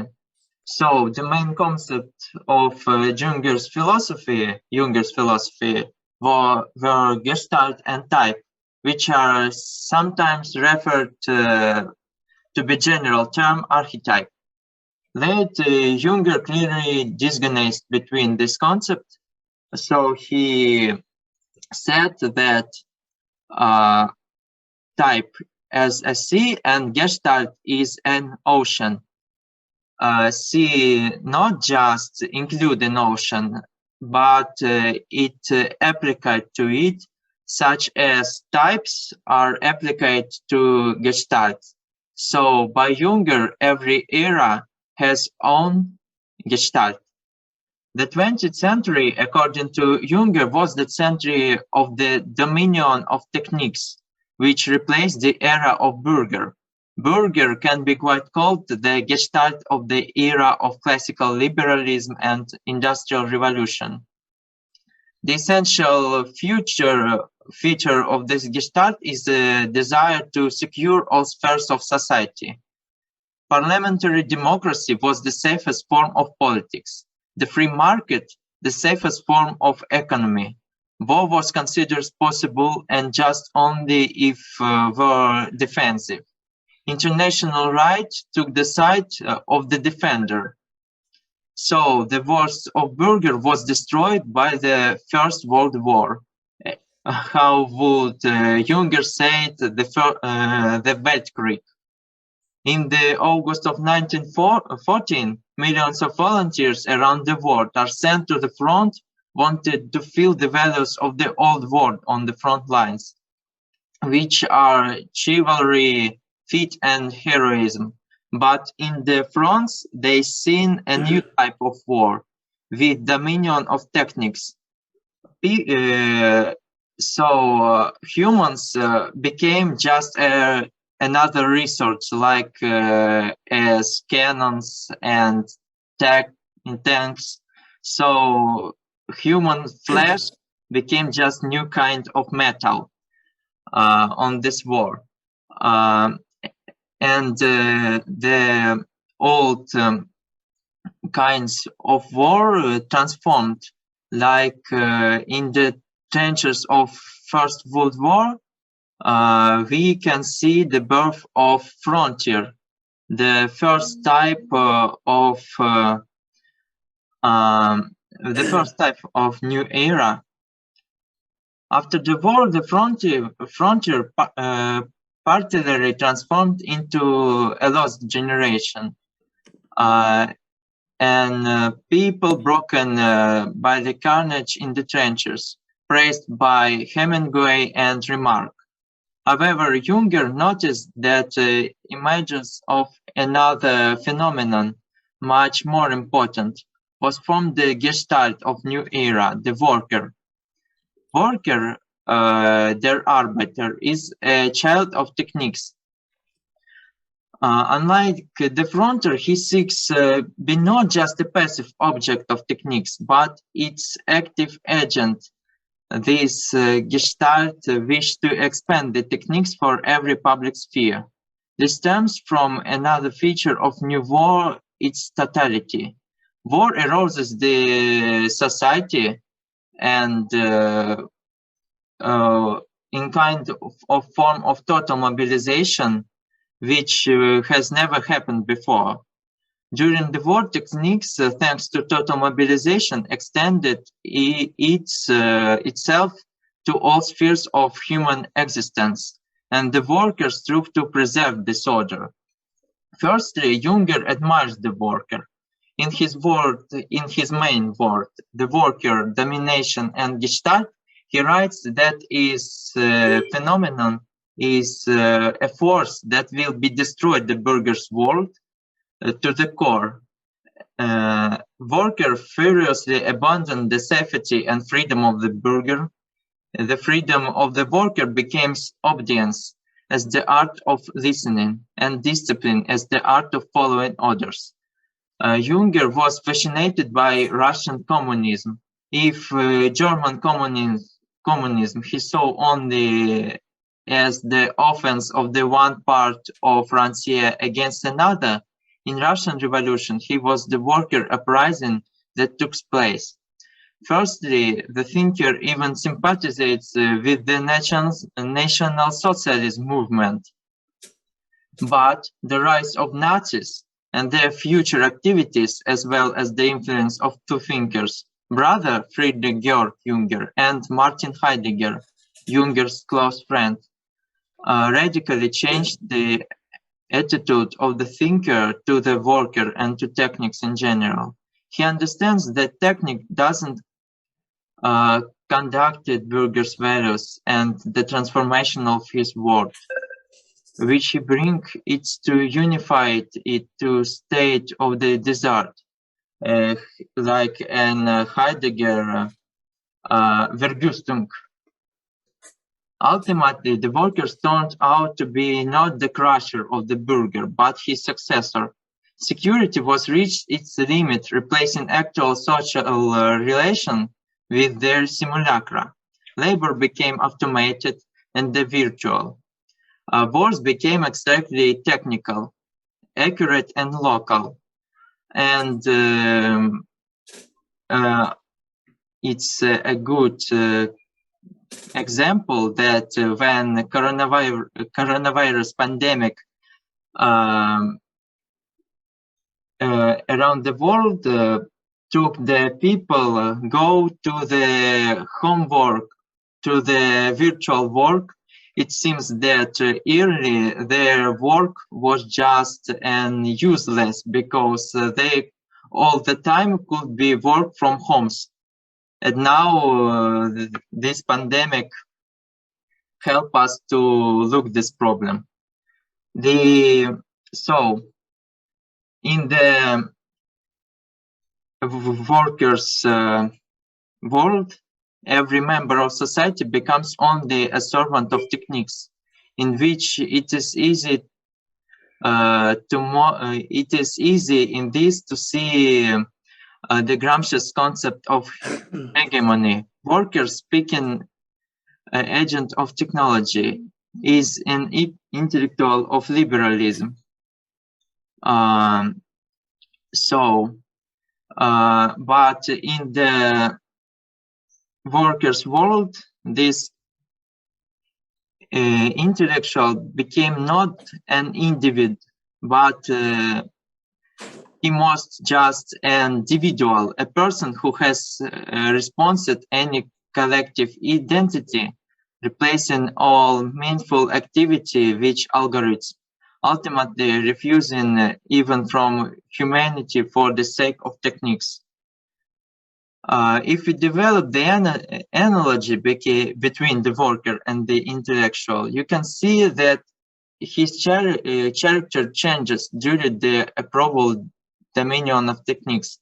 At the beginning, the worker, being the active subjects of techniques, was as organic intellectual.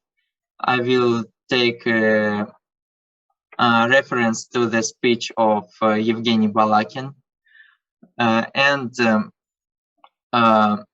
After the evolution of techniques, the basic intellectual of hegemony became an traditional intellectual, but a layer of organic intellectuals remains, moving our society towards to the final liberal dehumanization and algorithmization already in our days, like an actual LGBT community that call us to cancel such the category of gender and so on and so on. Junger doesn't accept this order of things for himself, and he came to the more resistance positions. He, in his another great work, Gone into Forest, he introduced the type of partisan, a type that revolts against techniques, realizing he is inhibited to fight the system alone. He is forced to find refuge for himself, the forest, in which the influence of technology on the personality is minimized, reaching the complex emphasis of such a measurement as linear time. However, the situation can only be temporary. Sooner or later, the hegemony will begin an offense against the forest, and the partisan will be forced to flee again. Techniques advanced, the partisan retreats. He can never truly free himself from hegemony, being its passive object, such as frontier. He, just like liberal ideology, understand freedom as freedom from, in the case of liberalism. This leads to the formation of the individual enslaved by techniques. In the case of the partisan, that leads to the partisan to constant vain attempts to escape. Sooner or later, this time is faced with the hopeless situation in which he is forced to become an anarchist, that is, with a weapon in hands to oppose hegemony. But his protest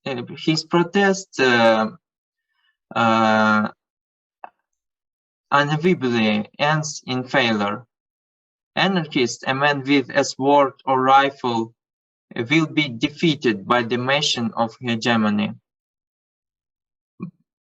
Later, Junger introduced in his Roman novel Hermesville, he creates the type of anarch, des Anarchen.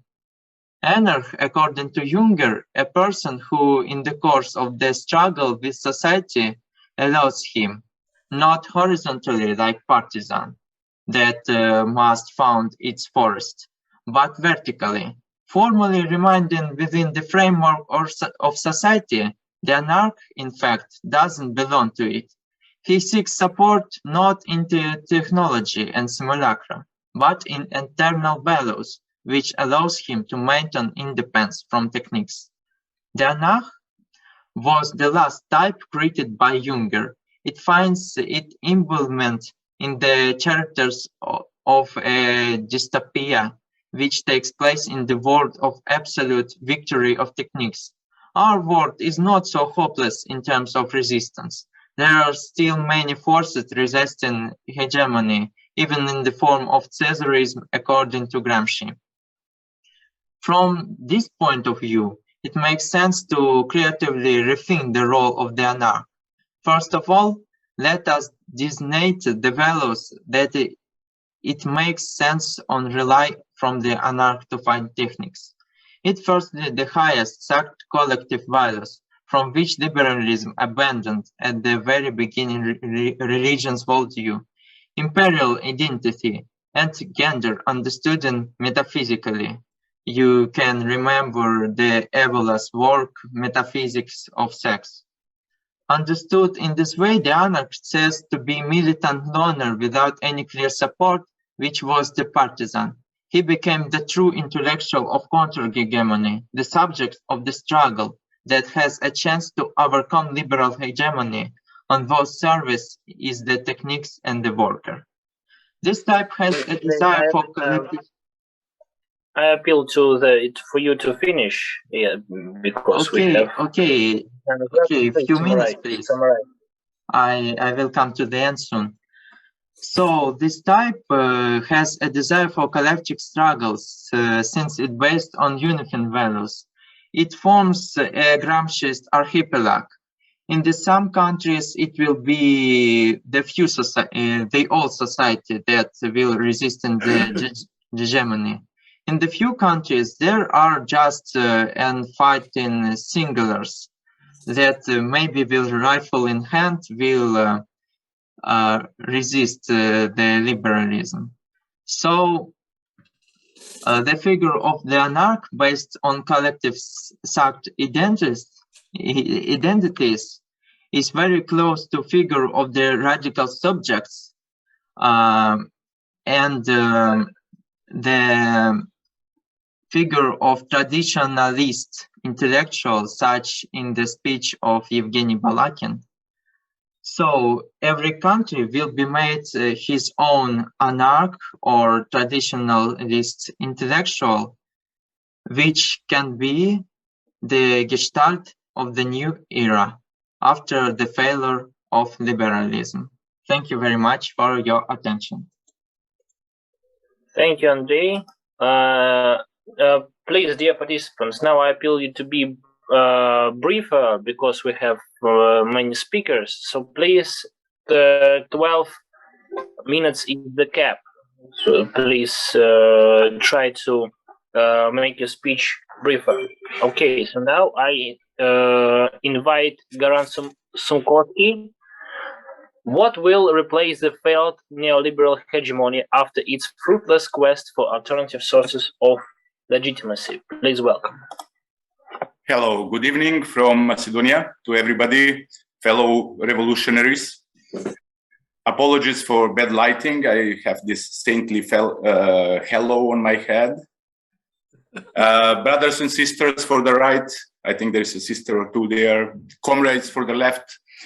I would like to address this issue from my angle, the issue of how to defeat the global hegemon.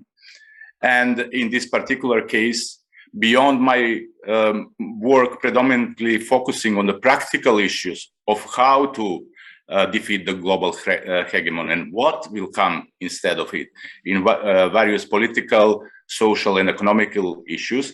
In this case, I wanted to explore the issues of legitimacy in the international theories and where the legitimacy come from for the multipolar international world order that is forming at front of our eyes.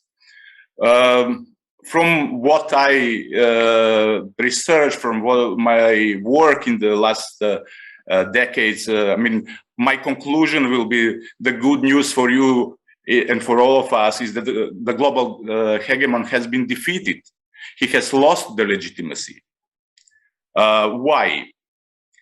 All hegemons in the past were sort of enforcing their hegemony either through sword, and this time also by the self-proclaimed values of the defeated neoliberal hegemon, and those are personal freedoms, economic well-being, and democracy and elections.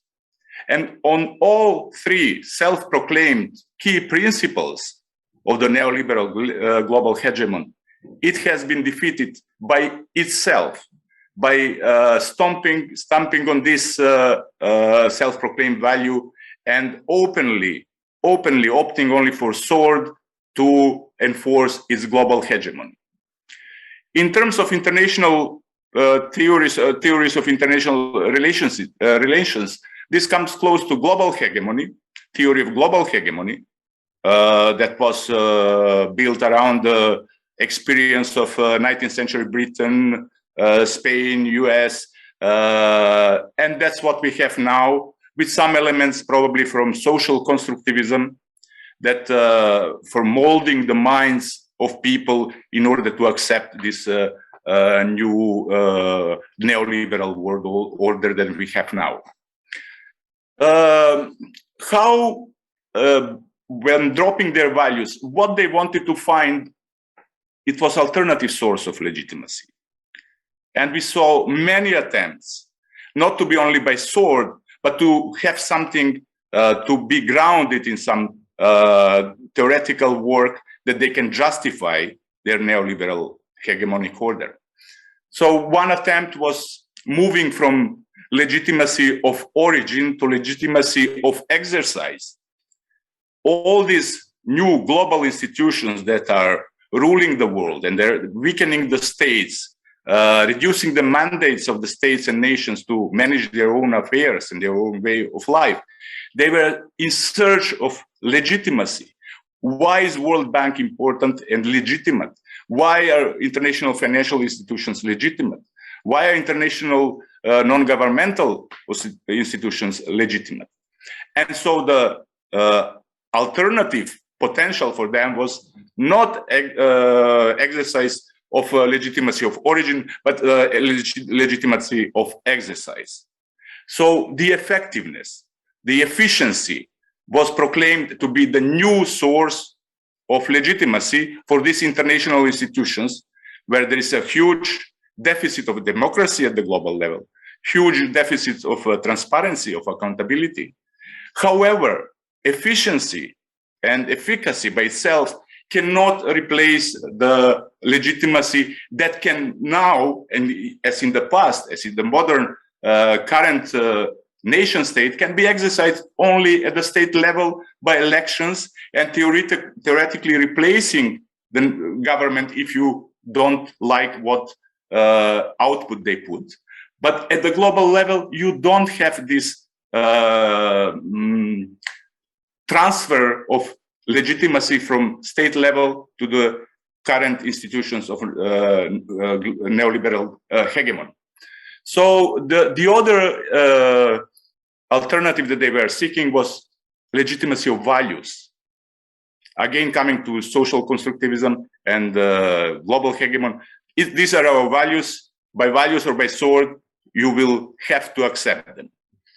And in search of my review of in search of legitimacy in the theories of international relations, the most we can find there, and I agree with what the previous participants said, it's in the Gramscian theory, in the so-called structural critical theory, where the new institutions of not only what we have now, but what will come, can get legitimacy only by the consent of the participants, which are the nation states. So in this way, there is potential elements to justify that new multipolar world order. So in my paper, I go in more details. I can't spend too much time on that. So there is theoretical basis in the theory of multipolar world order of Alexander Dugin, in Gramscian theory, how to find the process for transferring this legitimacy by nation states voluntary to new international institutions that will respect, according to the new ideology, traditional values, human, natural way of life, and not this new ideology, which will infuse these new institutions of the multipolar order, not to be overly prescriptive, because that goes against the principles of every nation being able to manage their own affairs in the way they see fit. And that's the false dichotomy of right and left, communism and capitalism. let it be communist country like China, let it be theocracy like Iran. We do not have rights from other nations to influence how they organize their way of life. So when we have such understanding of the nations, different nations, real diversity as opposed to the false diversity of the current neoliberal hegemon, then these nations can voluntarily consent to give this legitimacy to the institutions that will take place at the place of the defeated global hegemon. I'm also very interested in not only why we should defeat. I think we are we have lots of work to do on not only why we should defeat, but how we should defeat and what should come instead of this current global hegemon. Our duty is enormous to paint a wonderful picture of the beautiful brotherly world of brotherly nations around the world that prosper beyond freedom to exercise their own traditions and way of life, human and natural laws, but also to be, very importantly, for the people of today, economically beneficial for everybody. And it can be economically beneficial, and it will be, because now we have siphoning off of all resources towards one extremely, extremely small elite. But we have to make this vision. We have to distill this ideology in the vision, to translate it in small, palatable goals to be instilled in the mind and hearts of people across the world, so they know what will come, the beautiful, shining world that comes after this slavery that we have today. There is huge work on that. We cannot be as well overly prescriptive of what it will be, but it will be equitable society in every nations that is joining this new multipolar order, and that the nations will be cooperating, and the nation state is not source of war, as the neoliberalism want to tell us, because we see in practice that is neoliberalism, global neoliberalism, that is source of wars. So we have lots of work to paint this picture, first to visualize it, then to operationalize it in strategies for economic, social, political development, cultural development at state level. And then we suffer from huge problem of compartmentalization. We are all in small pockets of countries, of professions. We need a platform to bring this vision, once we have it, to every single man and woman in the world. We need linkages of this alternative media. We need educational platforms. We need system of accreditation between educational platforms. I'm doing some mentoring and teaching in economic development. There will be other people in other parts. We have to create this huge educational platform where people who want to learn how to exercise this new multipolar world order at the international level and at the state level, they can learn how to do it. Because now, as some of the previous participants mentioned, everything is taken over, from the global institutions to the state vassal governments, both right and left, to the academia, to the media, global and at state level. We need urgently to create these platforms, media platforms, educational platforms, and operational linkage of all, regardless of, as we said, left, right, or conservative, liberal, linkage of all movements, where we can come together to defeat this global hegemon finally, and where we can share the experience, where we can finally see that we work together for the same purpose. Left, right, that's false paradigm, especially since the third way by Clinton and Blair, that was invented by London School of Economics, the place where I studied. And that was something which I I agree with Spiros that classic left and right, there was big difference. But contemporary left and right, even in Britain, even in Germany, even more in US, there is not much policy difference for the people from whoever is in government. They have been given tight framework within the neoliberal order to be left and right within that tight framework. There is not much more than that choice for the citizens. So to conclude, I think my paper will be there. Whoever wants to contact me and to, in practice, operationalize these linkages to take it further. Thank you. Thank you very much. Yeah. Now I want to give the floor to Karim Nazriev with his report Hegemony versus Counter-Hegemony, who is in the truth position.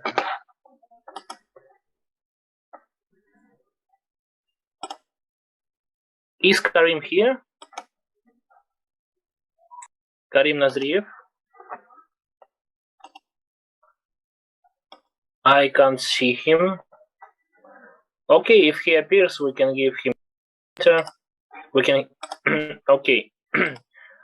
Then I invite Tobias Pfenin, the biggie agenda for 2030. Okay, hello, nice to meet you on this conference.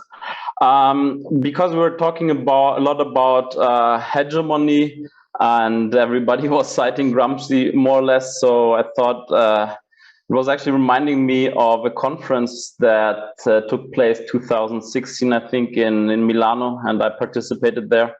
Yeah, it was back at that time when people were still allowed to travel.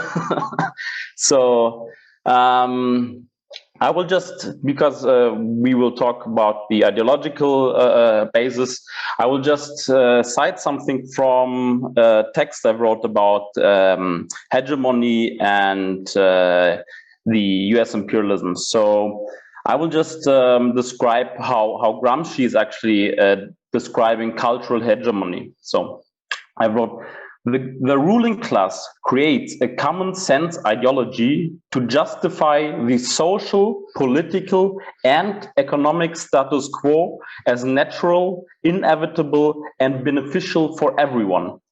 It manipulates the culture of that society, the beliefs, explanations, perceptions, values, so that the ruling class worldview becomes the worldview which is accepted as the cultural norm. This dominance can be achieved by the enormous control of wealth, politics, and media which the ruling class has.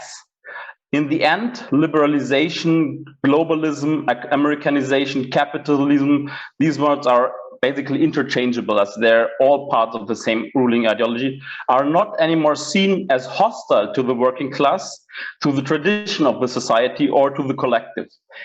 They are now the status quo which always existed and which will exist forever, so that the American way of life cannot be questioned under any circumstance.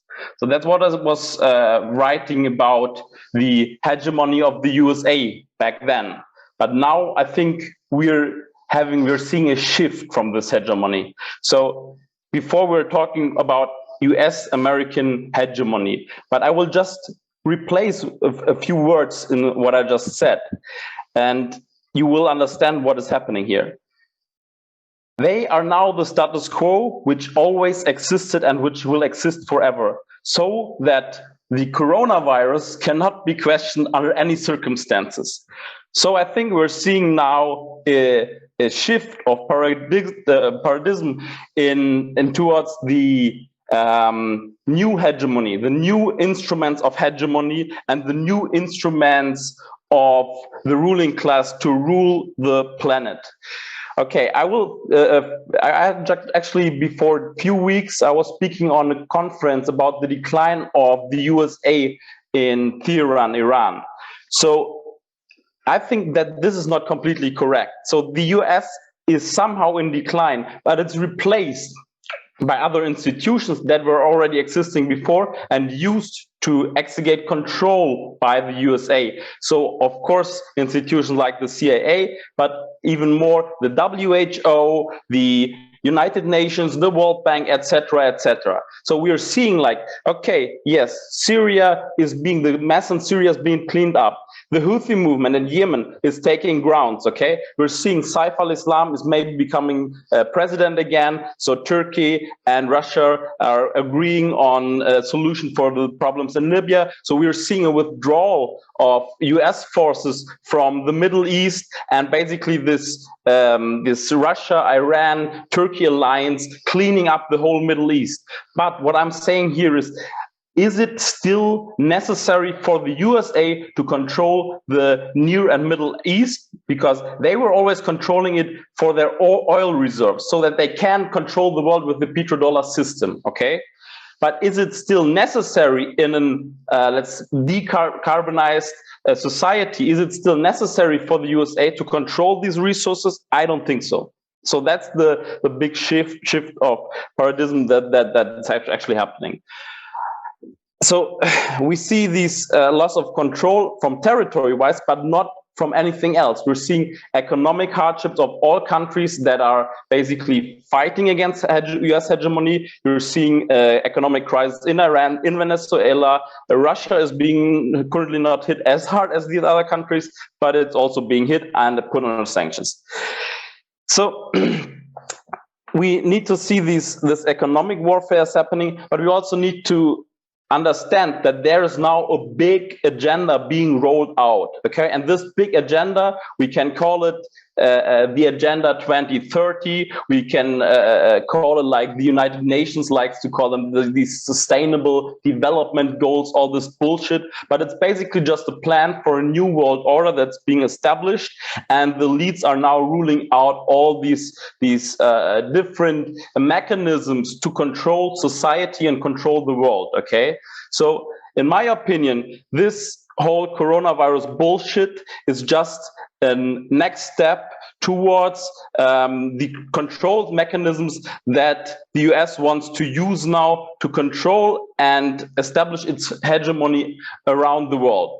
And I think that we must see what is happening there. I think we will see in future the rise of cryptocurrencies and central bank digital currencies. So all of this corona passport system that we are now being forced not only to vaccinate, but also to use this like some kind of Nazi passport to confirm our identities everywhere. This is just the beginning for an universal implementation of central bank digital currencies that will replace the currencies that we had now, the cash that we had now. Cash will be abolished, okay?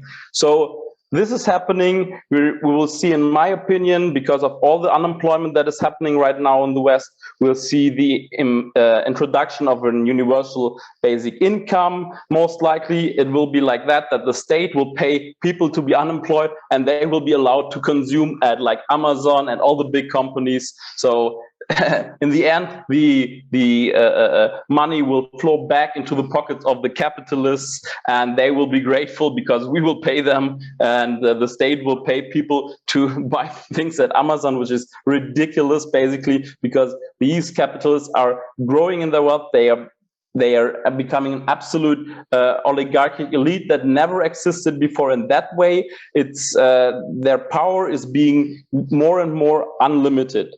And I must be clear also about this whole system of corona passports, because in my opinion, it's all part of Bill Gates' ideas for ID 2020. That's how we called this project.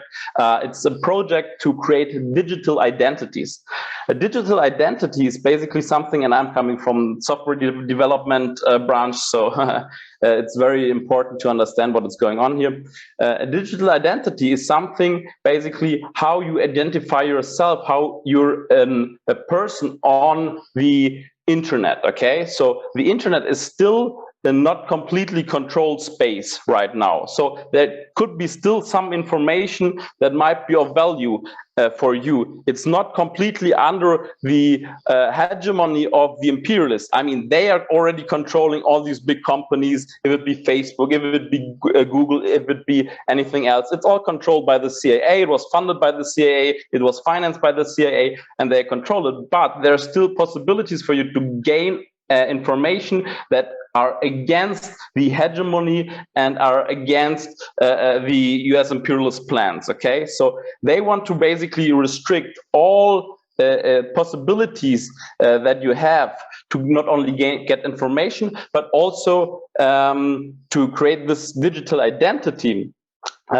with which you will be able to purchase things, for example, on the internet, but also in real life. Okay, so this digital identity, it's basically like a global passport system that will be enforced upon to you, so that they can control what you are doing. Okay, they will not only be able to surveil what you're doing, so they will not only know what you're buying, where you're going. They can already do this through your cell phone. There is no problem in using your cell phone to do this, but they can control if you're still allowed to do this. So what is happening with this digital identity that you're showing up is, okay, what if tomorrow I'm saying something bad against US President Biden or against Angela Merkel? So they are going to block my digital identity. They are going to give me like some kind of bad social credit score that could be installed in the future,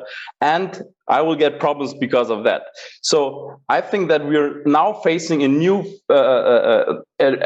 time, a completely new era of hegemony and control, and you see it already everywhere, because it is not possible to speak out. It is not possible to say anything against these fascist governments that we are facing right now. I'm not basically, people here are not anymore allowed to go outside if they're not vaccinated. Okay, that's the kind of fascism that's happening right now, and that is happening all over the world. And if you're not questioning this kind of hegemony, and it is a hegemony, if you're not questioning this kind of new fascist new world order, then we're not understanding the fundamentals. But I said, I will just conclude again, we're seeing this withdrawal of the US from some parts of the world, but at the same time, we're seeing a completely new globalist world order that is being established, and that's a huge danger. And we must fight all these institutions that are trying to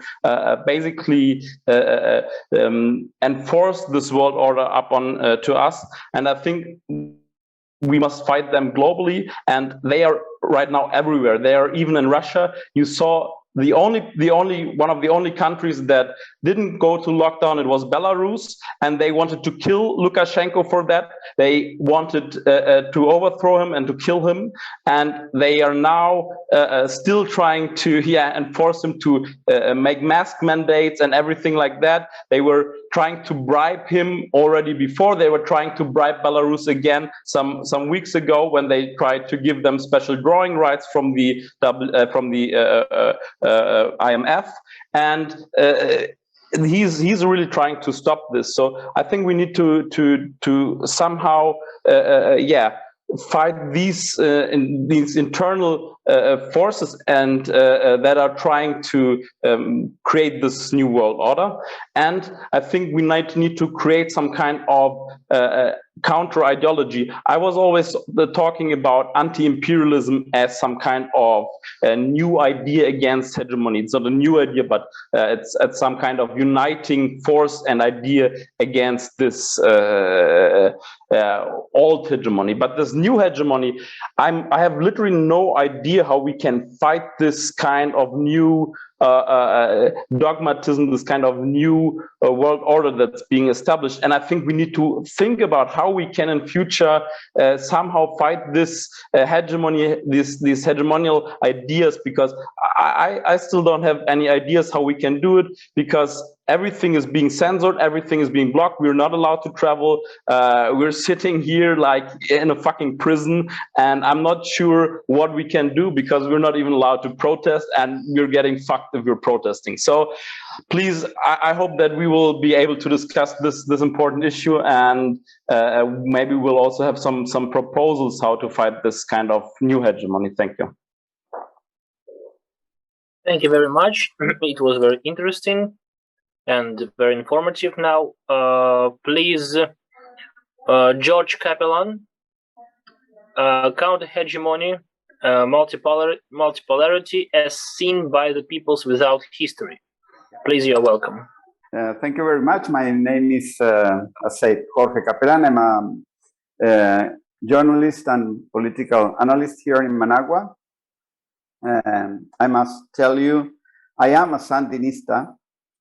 And you can say, you are allowed to say, there is a Sandinista named Jorge Capellan that thinks this and that. But what I'm going to say are my own opinions. They are not official opinions of the party. I must tell you that you probably heard all sorts of horrible things about Nicaragua in Western media. Pay no attention to that. Everything that is being said about Nicaragua in the West is weaponized because of an agenda that the US has towards Central America. Nicaragua is a very small country in Central America that is making an unequal but very successful stand against the beast. We have a very strong development model. Our society is very resilient, and this model is based on Christian values taken in a broad sense, and also let me say that it is a Christian society with very important degrees of syncretism with ancient pre-Columbian indigenous religious values, socialist ideals of solidarity, of cooperation, and solidarity practices that are ingrained in society of helping each other, communities helping each other, the family, the neighborhood, and the belonging to the nation. This is important because we are talking about hegemony and counter-hegemony. Well, those are both two different sides of the same phenomenon. I mean, the Sandinistas had to build up an hegemonic power in order to counter the imperial hegemony in this region. And I must tell you that the Sandinista front is truly hegemonic in Nicaragua.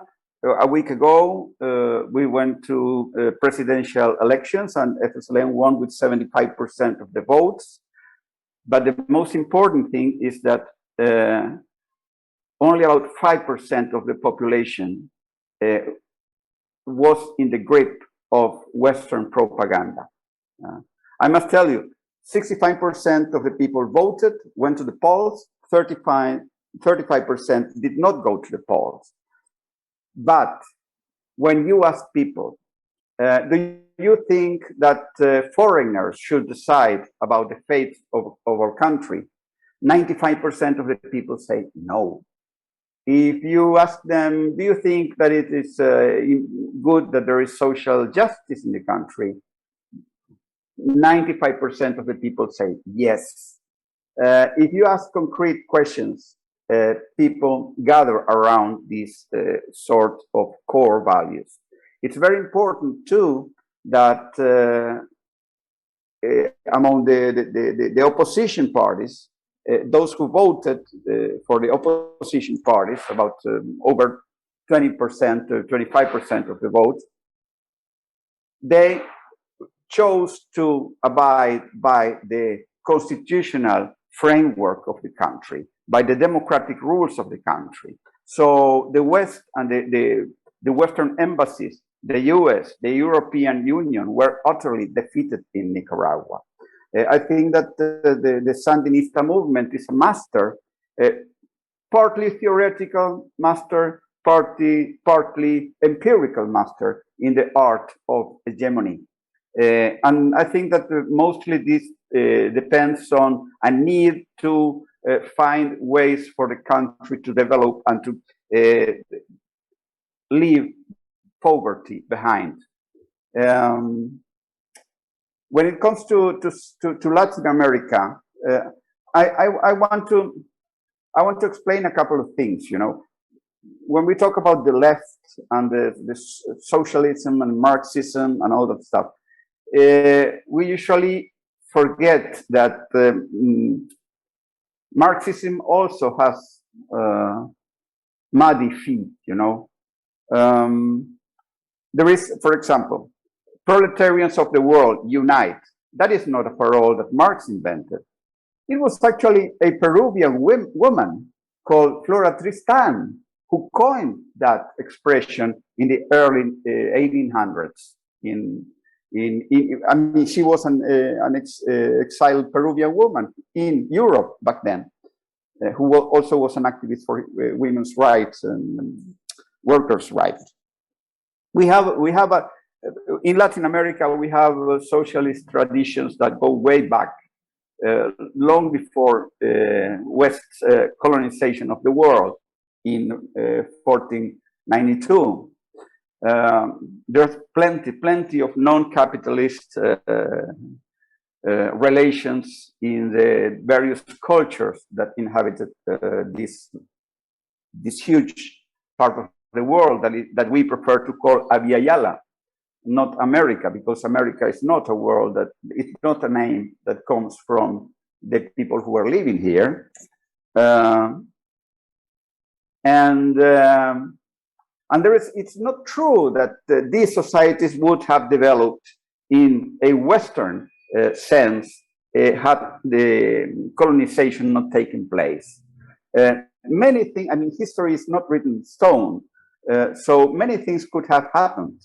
Then you have, for example, this in the plantations in Brazil in the 1600s, in the 1700s, slaves that fled the plantations, along with Europeans who didn't like to live under that system, and with Aboriginals, with Indian people who left and built their own communities in the jungle, and those are also socialist forerunners for Latin American socialism. This debate about the roots of socialism in Latin America is very old. In my article, I quote Mariátegui, who was a Peruvian Marxist, and he wrote back in the early 1920s. I mean, this debate has well above 100 years of age. But that said, I must tell you that the confusion today among the Latin America's left movement is huge. But that's easy, I mean, to understand, because we are at a time of a civilizational crisis that affects all the planet. And yes, the globalist trends among the Latin American left are very strong, among other things, because of this pandemic craze that is sweeping over the world. By the way, I must tell you that Nicaragua is also, with Belarus, one country that did not enforce any lockdowns during the pandemics, and most importantly, did not close any schools, which was acknowledged by UNICEF, by the way.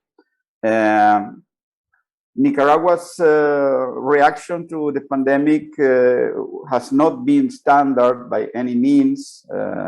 We have very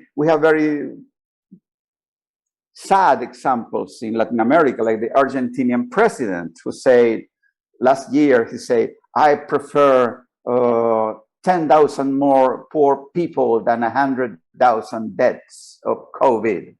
And a year later, he had 15% more poor people, and he had 140,000 deaths because of COVID. It's very shameful that people in the left who are very wary about GMO or think a lot about the environment, as soon as the propaganda machine tells them virus, they forget any ecological thought about the world. I think that people will eventually wake up. I hope it won't be too late when they do. Some phenomena have been truly global. For example, Nicaraguan government could not refuse to use vaccines because otherwise it would have been lynched by its own people, because most people automatically think about vaccines as identify what is being most widely used today as ordinary vaccines, which we know they are not. We will start producing vaccines next year. Fortunately, or at least not so badly, these are traditional vaccines with inactivated virus, not genetic therapies. And I think that this is a lesser evil. And we must thank Russia for all the help we have gotten from this country, with which we have an strategic alliance on many fronts. But let me comment a little bit on the situation of the world today. I think is the West strong as ever? Do they have a plan B, or is it crumbling down? Well, I think the situation is very contradictory.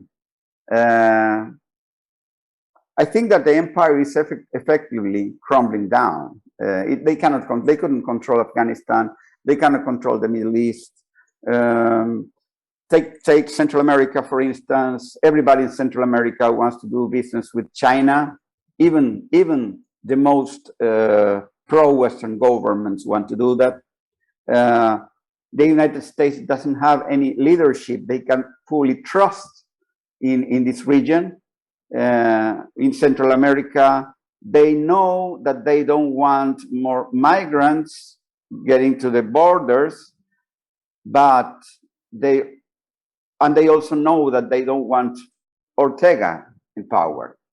But more than that, they don't have anything. They don't have any plan. They don't have any strategy. They don't have any proposal that is capable of developing this region. They don't have any investment. Their actions towards Nicaragua, against Nicaragua, contradict what other sections of the U.S. American capitalism is carrying out here, like a huge investment in a very advanced gas plant in the Pacific Ocean, $700 million, and a contract for selling of gas to Nicaragua and to export to the whole region for the next 25 years. This is New Fortress Energy, one of the largest gas companies in the United States. They are not interested in any disruption of this region. So they collide with Biden's policy towards Nicaragua. So that shows that the American empire has serious problems. They are on the brink of war, of civil war, because of all these contradictions they have, the different states of the union have among themselves. But at the same time, as the empire crumbles down, it becomes all the more totalitarian. They are forcing upon us a financial high-tech dictatorship. And well, I think that the purpose of this dictatorship is to destroy world economy and to monopolize what is left. I'm sure this dictatorial project cannot succeed because it is a monopolistic project. It seeks to eliminate concurrence, but at the same time, it exacerbates concurrence. It is an imperial illusion what they are thinking about. All these ideas of Elon Musk of sending us all on board of spaceships and leave only 100,000 billionaires enjoy Earth.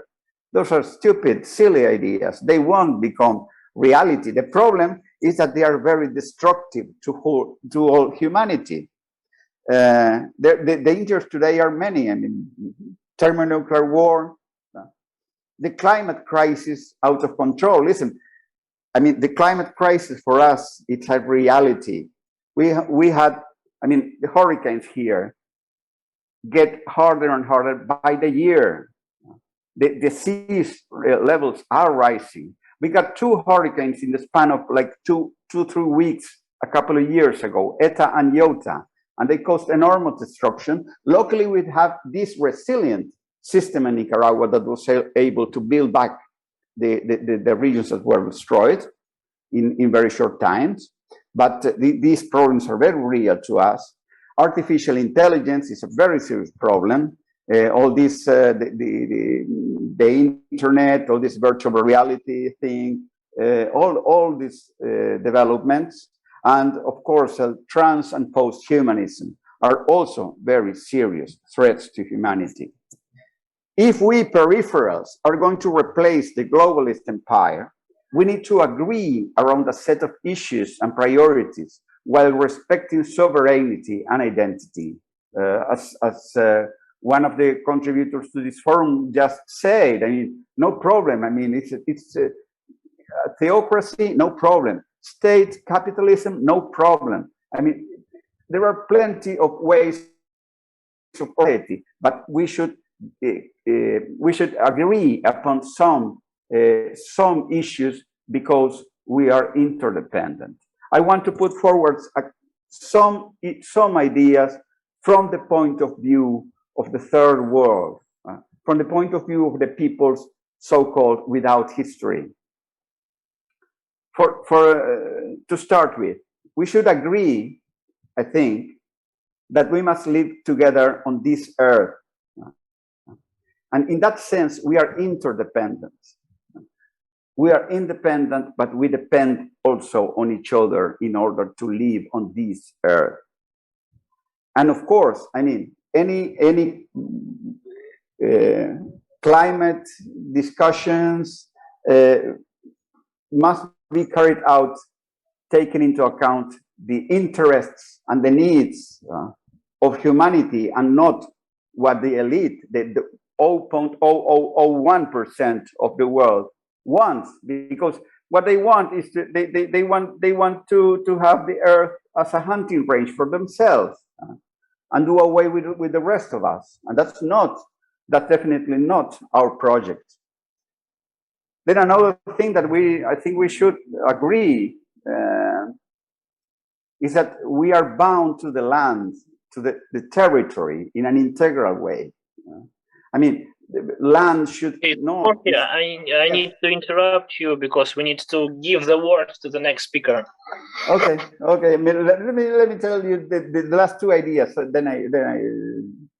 All right. Okay. Summarize. To regard the land and the territory in an integral way, not just as property. The land doesn't belong to us. We belong to it. The third idea is that food. We must worry about food that feeds. That should be an utmost priority. And water also should be regarded as something sacred. We should observe the principle of caution when it comes to the use and implementation of today's powerful technologies. Observe the principle of first do no harm. We need a concept of science based on respect for life that integrates different ways of existing in the world, different experiences and different knowledges, some sort of collective wisdom, so to speak. Thank you very much. Thank you. Thank you. Now we are going to Can I ask one short question? It's just very short. Okay. Because you said before that basically if you didn't hand out this vaccine or gene therapy to the people, basically the government would have been lynched. And I have actually the question, how can it be that, I mean, you were in power for some longer time, how can it be that the government is not able to control, let's say, the media narrative about the things that are going on? How can it be that somehow this this hegemonial idea from outside is being obstructed onto the people? And how can the government not intervene into this through the media, for example? How is it possible? Sure. The problem is that we live under a global power structure. You see, sovereignty is curtailed for everybody, even for the Chinese. And just imagine, if we are subject to such a propaganda campaign against the country, just imagine if we were seen as being an anti-public health.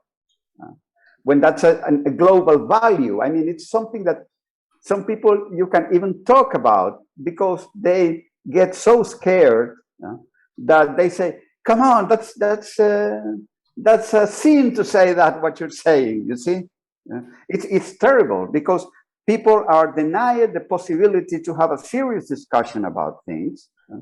And of course, but I understand. I mean that this opposition is much stronger in Western Europe, even in Russia, but most people have a much higher schooling, at least, about this, about biochemistry. Many people, I mean, in Russia, people have been, they have gone through Chernobyl, for example, and other catastrophes that maybe are not seen the same way from the third world, you see. So it's very difficult. It's a very difficult seat. I mean, I somehow understand that governments of all signs reacted with panic in front of this pandemic, okay? I understand that, actually. And I think that it's something that we should reflect upon, because it will, I mean, the consequences of all this terrible response given to the COVID pandemic will be apparent soon. And that will create a very serious global political crisis. Please, can I also ask a question to Jorge Capellan? Did the Sandinista government give to but very short answer, please. Just a factual question. Did your government give to the citizens at large, like in India they did, for example, packets with hydroxychloroquine, ivermectin, vitamin B and C? And what were the results? The results are very good. If you go to the hospitals today, they are not full with sick people. The public health system is not overcrowded. It's not full. We have the best public health system in the whole of Central America. And the thing is, I think that the countries that had good, solid public health systems were the ones that could withstand the pandemic the best, because it attacks, of course, I mean, people with comorbidities and a lot of pre-existing conditions, you know. So yes, ivermectin, we didn't have as much hydroxychloroquine, but ivermectin, azithromycin, and zinc, and melatonin, and I said there is a battery of medicines that you must take as soon as you get the first symptoms. Many thanks. You're welcome. Okay, thank you very much for your questions and for answers. Now, I guess is the last speaker today, Bobana Anjelkovic, if I spell the name correctly. Once again, I'm sorry if not. Counter-hegemony as interim phase toward rule of multipolarity. Please. Hello to everyone. Congratulations for International Philosophy Day to everyone, and special greetings for my colleagues from Eurasian movement in Moscow.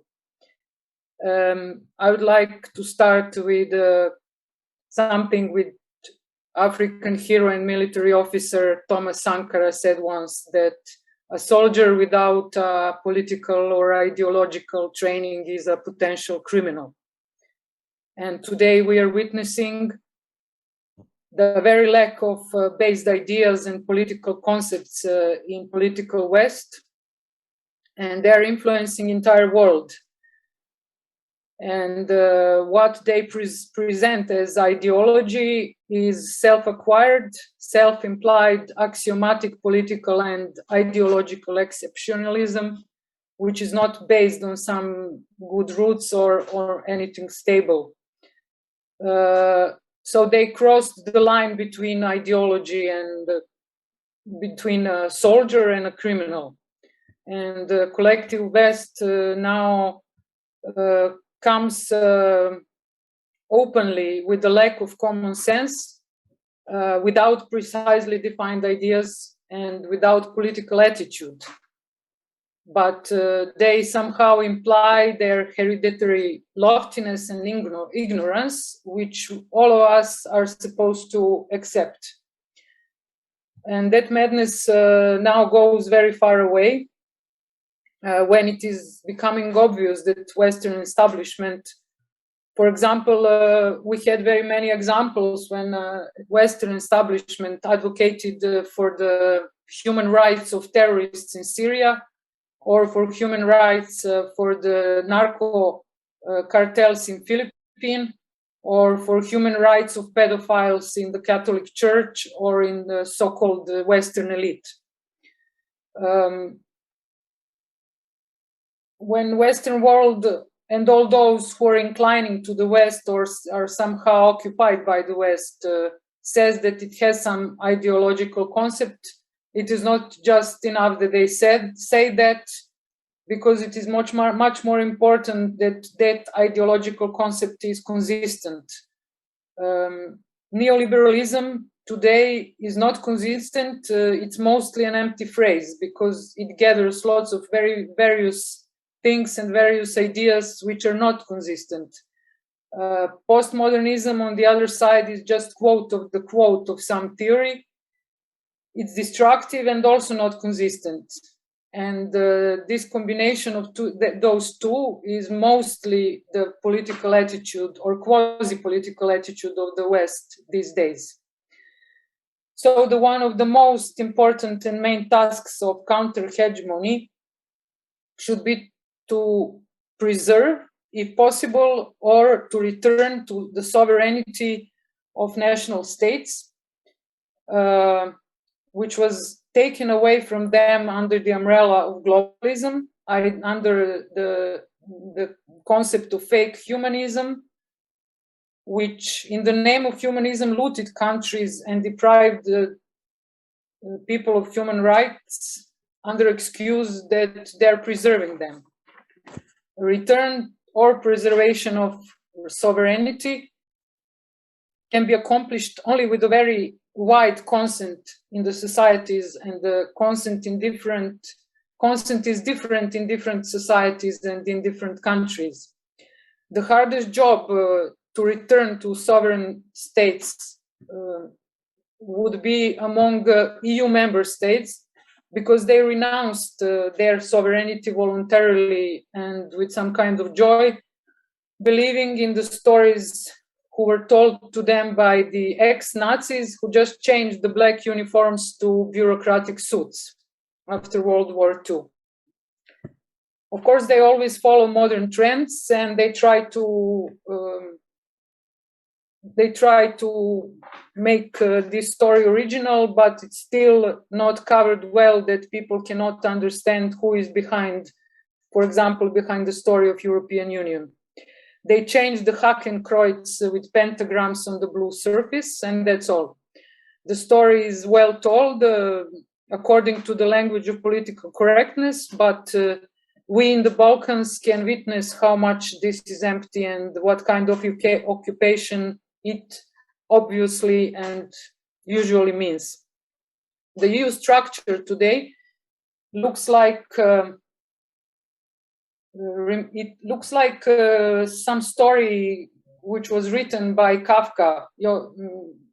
This process, novel process, and EU and England are somehow, or even more precisely, Anglo-American world is a combination of Orwell and Huxley. So there is no any based idea. It is just some kind of imagination from the novels, which is now put into reality, and in reality doesn't function well. It is useless to expect from Anglo-Saxon gang to give up its neo-colonial plans. But the countries of Asia, Africa, and South America, which are nominally independent, but in the reality tied to their, with unbreakable ties to their ex-colonizers, and their invisible threads are still tied to the countries which occupy them. For example, we have Northern Africa, which is still very, very strongly tied to France. And there are many different ways, although those countries claim that they are having their independence, but they're not able to do any business without France, or if European Union comes with some contracts to them that, for example, they sell salt to European Union, then European Union will get it almost for free. That's why those countries, for the first, should try to abandon its imposed liberal, postmodern, or anti-traditional social metrics, and they should return state polity to their traditional model of existing, being it a tribe, a monarchy, republic, or whatever their traditional statehood is. Some countries are also endangered by Western pawns infiltrated in their security or defense systems.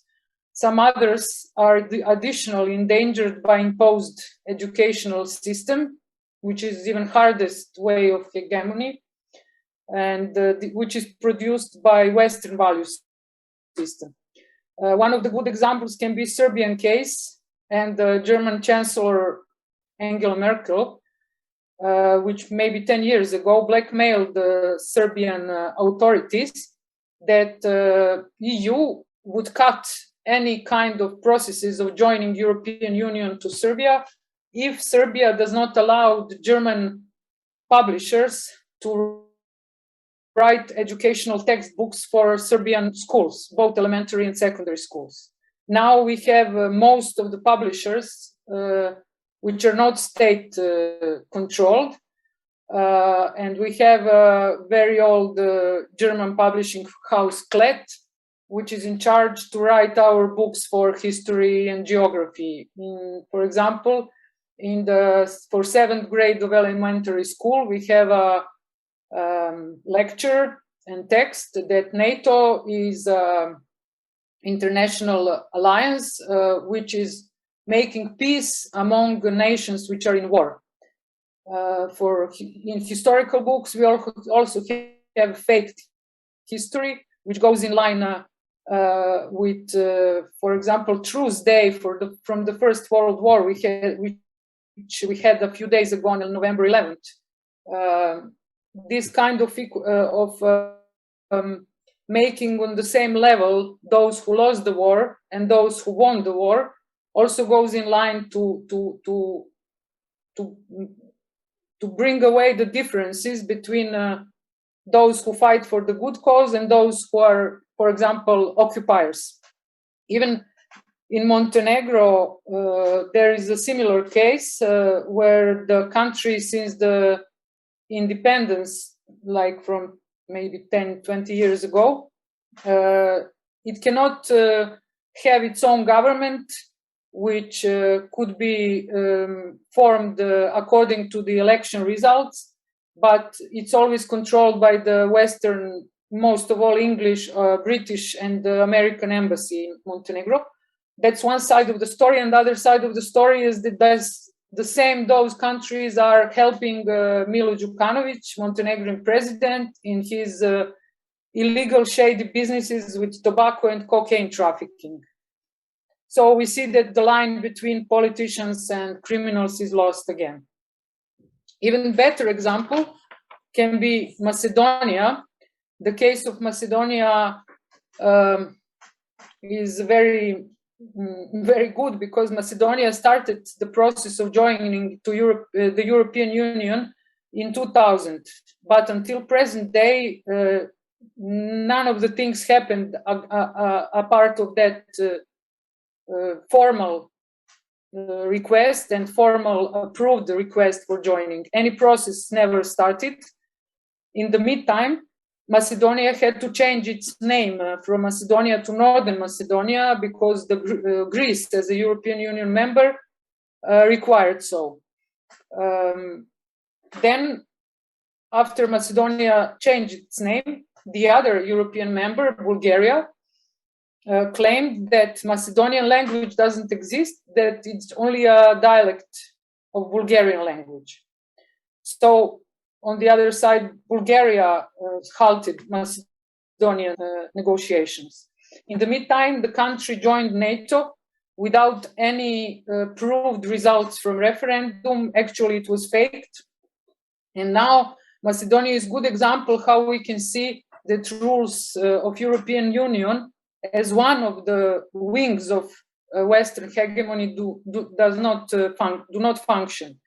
Because Bulgaria, for the first, has joined European Union under very shady circumstances and in very shady situation. But now Bulgaria draw the line where the rules are and where the rules are not, and it conditions some other state how to enter or how to join the European Union. Also, Montenegro joined NATO in very shady circumstances and situation, although even their then prime minister said, we know that 80% of people are against joining the NATO, but anyway, we will join the NATO. So it means that they're not even making any more even political language correctly story, which would show that some rules exist. And if any rule doesn't exist, it means that criminals are making the rules. One other rule which was broken by joining the NATO by Macedonia and Montenegro is that both of the countries had border disputes with their neighbors, but somehow NATO did not care a lot about that what happened, and they joined and they accepted both countries to be NATO members. So I think that the counter-hegemony phase should be applied in various ways, in various countries, in various regions, depending on the current state of affairs in some single country. Or even better, if there are some possibilities for the neighboring countries from some regions to unite in regional initiatives, that could be even better, and they could come to the face of counter-hegemony even easier, and in that way they can confront destructive West, and in that way the destructive West can shrink their activities in all those countries. Also, we have the example of Romania, which also joined NATO in very, very shady circumstances. So in that phase of today's hegemony style, which is applied, it appears that all those countries which were accepted to NATO or to European Union, first of all, are now applying or trying to tell to other people how they should act by some rules in order to join NATO or European Union. So it is another example how the hegemony is applied, and studying and analyzing those different ways of occupation by armed or non-armed attacks should bring new methods which can be applied in the counter-hegemony process, because only in that way hegemony and occupational style behavior by collective West, it doesn't need to be geographical West, how people could counter all those very problematic state polities or some kind of state organization.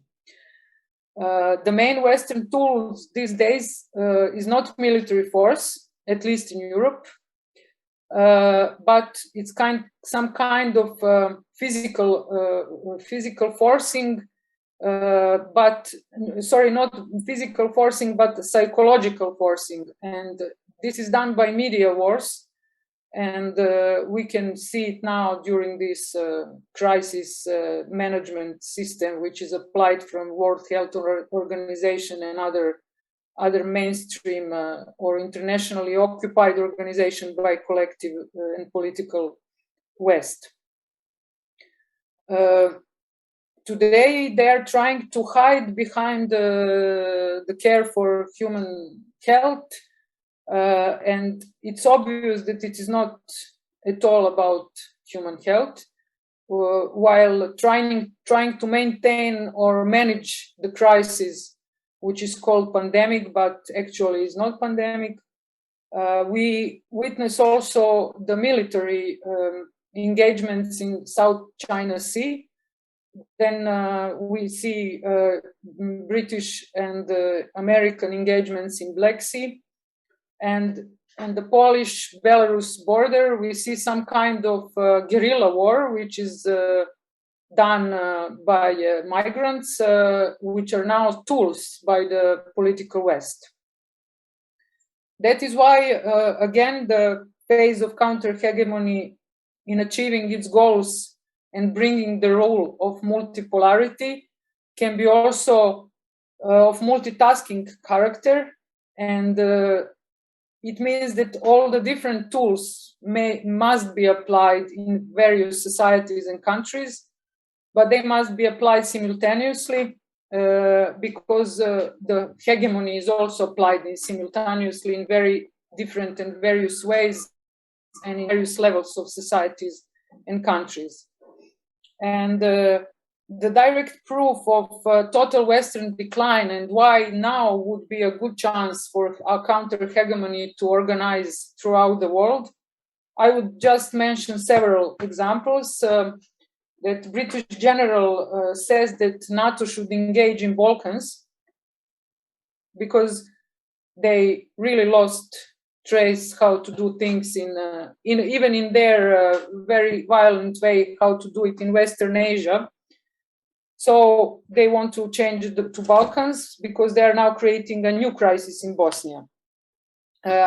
Another silly example, but it's not only silly, it's a little bit sick, is by Joe Biden, who presented a while ago, he presented pilot suit for pregnant women who would be pilots in fighter jets in American Army, which is now more than silly and crazy, and it cannot be normal to do such kind of things. And that can also be a sign of declining of the West if pregnant women should be pilots in fighter jets of American Army.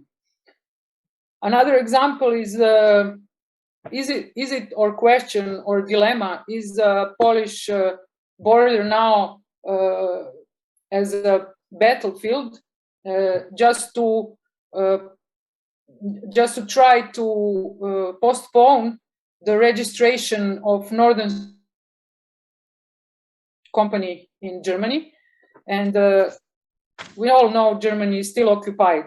As long as there is 40,000 American soldiers in Ramstein, we cannot speak about any German sovereignty, although Germany is the head of European Union, so we cannot speak of the sovereignty of Europe at all. So in these days, although the hegemony is really pressuring people and conducting global psychological operation, Western countries and Western political West looks like a corpse, which is being preserved only by their small pawns, which are now engaged to present West as a very good. I want to ask you to summarize, so I can give you one minute. That's the end. Okay.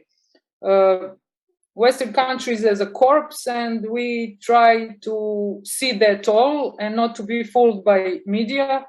And counter-hegemony phase should be a testing field for introducing multipolarity as international world order. Thank you. Okay, thank you very much. I guess there are no more speakers, so you were the last. So now I want to call on the host of this conference, Leonid Savin, to give the conclusion mark of today's conference and give the summary. First of all, I would like to thank all participants for your contribution. We have a good presentation and have discussion about more than 3 hours.